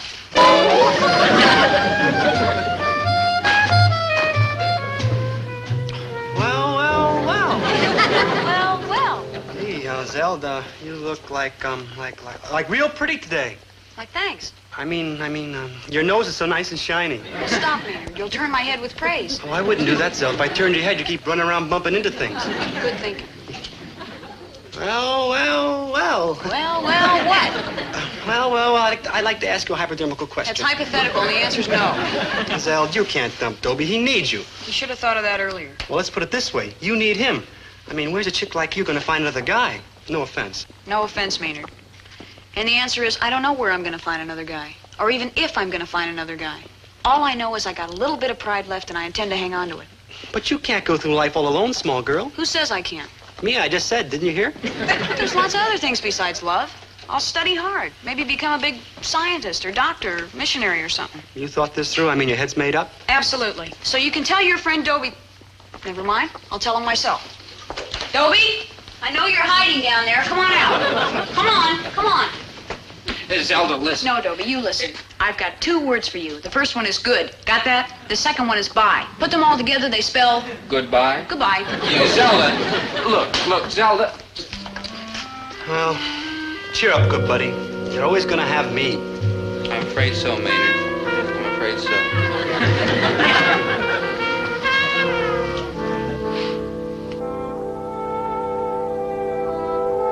And as Robert Browning so lyrically puts it in Pippa Passes, the years at the spring, the days at the morn, mornings at 7, the hillsides dew pearled, the larks on the wing, the snails on the thorn, God's in his heaven, all's right with the world.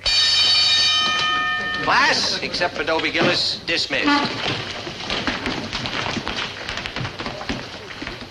Mr. Krebs, what are you doing here? I'm with Dobie. You might as well talk, Mr. Pomfret. Maynard won't leave. That's right, because I'm your good buddy. Very well. Dobie, Over the years, I've grown accustomed to your infinite variety of moods, but I must confess that I've never seen you in such a funk as the one you're in today. Now, is anything wrong? No, sir. Yes, sir. And it's all your fault, Mr. Pomfret. Dobie's whole life is wrecked on account of you. Me? What did I do? Telling him all that jazz about a man's reach should exceed his grasp. Shame on you, teaching junk like that to us poor, innocent, lovable, sweet kids. That junk, Mr. Krebs, happens to be one of the most lofty thoughts in the entire language. So how come you don't believe it? But I do. I believe it with all my heart. Can I speak freely, Mr. Pomfret? No holds barred. Go ahead, Dobie. Speak freely. All right. Mr. Pomfret, what right have you got to talk about a man's reach? No offense, but what have you accomplished? I mean, here you are, just a plain instructor in a little backwater college, teaching freshman English, piling up years and waiting for your pension. Sure, it's an important job, and sure, you're good at it, but is this the extent of your reach? Is this all you ever wanted out of life? No, Dobie, it's not. Then why aren't you trying to exceed your grasp? You said you wanted to be a writer. Well, why aren't you writing instead of playing it safe in this little college? Because I know my limitations, Dobie. And I know mine. No, you don't. Don't ever let me hear you talk about limitations at your age. I want to show you something, Dobie. You know what this is? No, sir. This is a novel. I wrote it when I was exactly your age. I also wrote 8 other novels, equally heavy. Fortunately, I tore them up and threw them away. Should have torn this one up and thrown it away, too. It's terrible. But you see, at your age, Dobie, I thought that I was going to write the great American novel. I didn't think I was going to end up a teacher in a backwater college. Well, I found out that I couldn't write that novel. I found out that all I was good for was teaching.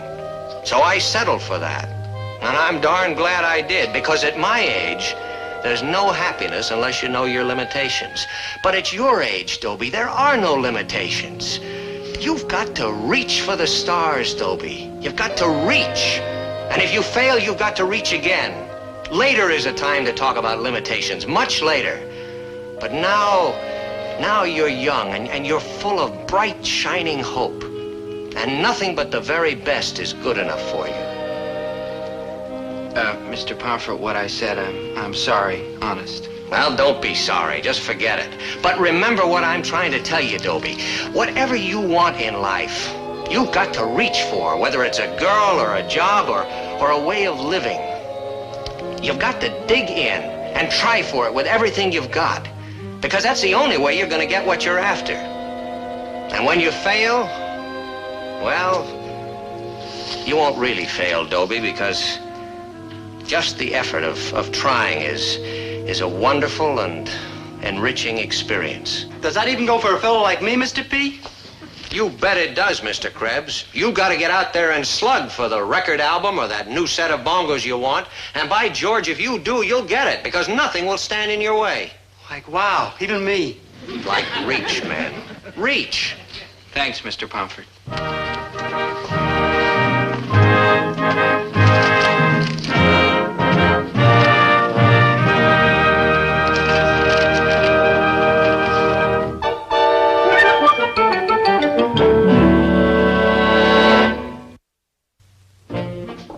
Just go. You've got the right idea, Maynard, but the wrong chick. Hi, Zelda.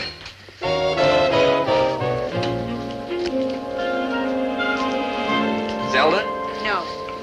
Look, Zelda, I know you're a great human being, and I'm not worthy of you, but just the same, I'm going after you until I get you back, because a man's reach should exceed his grasp. It's no use, Dobie. I don't care. I've got to try. You mean you are going to chase me? You bet. There's a switch. I'm going to court you with vigor and determination and all the skill at my command. You mean you'll send me candy and flowers? Orchids and chocolate creams. And you'll open doors for me and help me And across throw my streets? coat on mud puddles for you to walk across. Have I got a chance? I don't know, Dobie. You can try. Can I phone you? If you like. Tonight? If you like. Okay. Okay, I'll phone you tonight. So long, Dobie. Oh, Zelda, one more thing. Yes? Could you lend me a dime for the phone?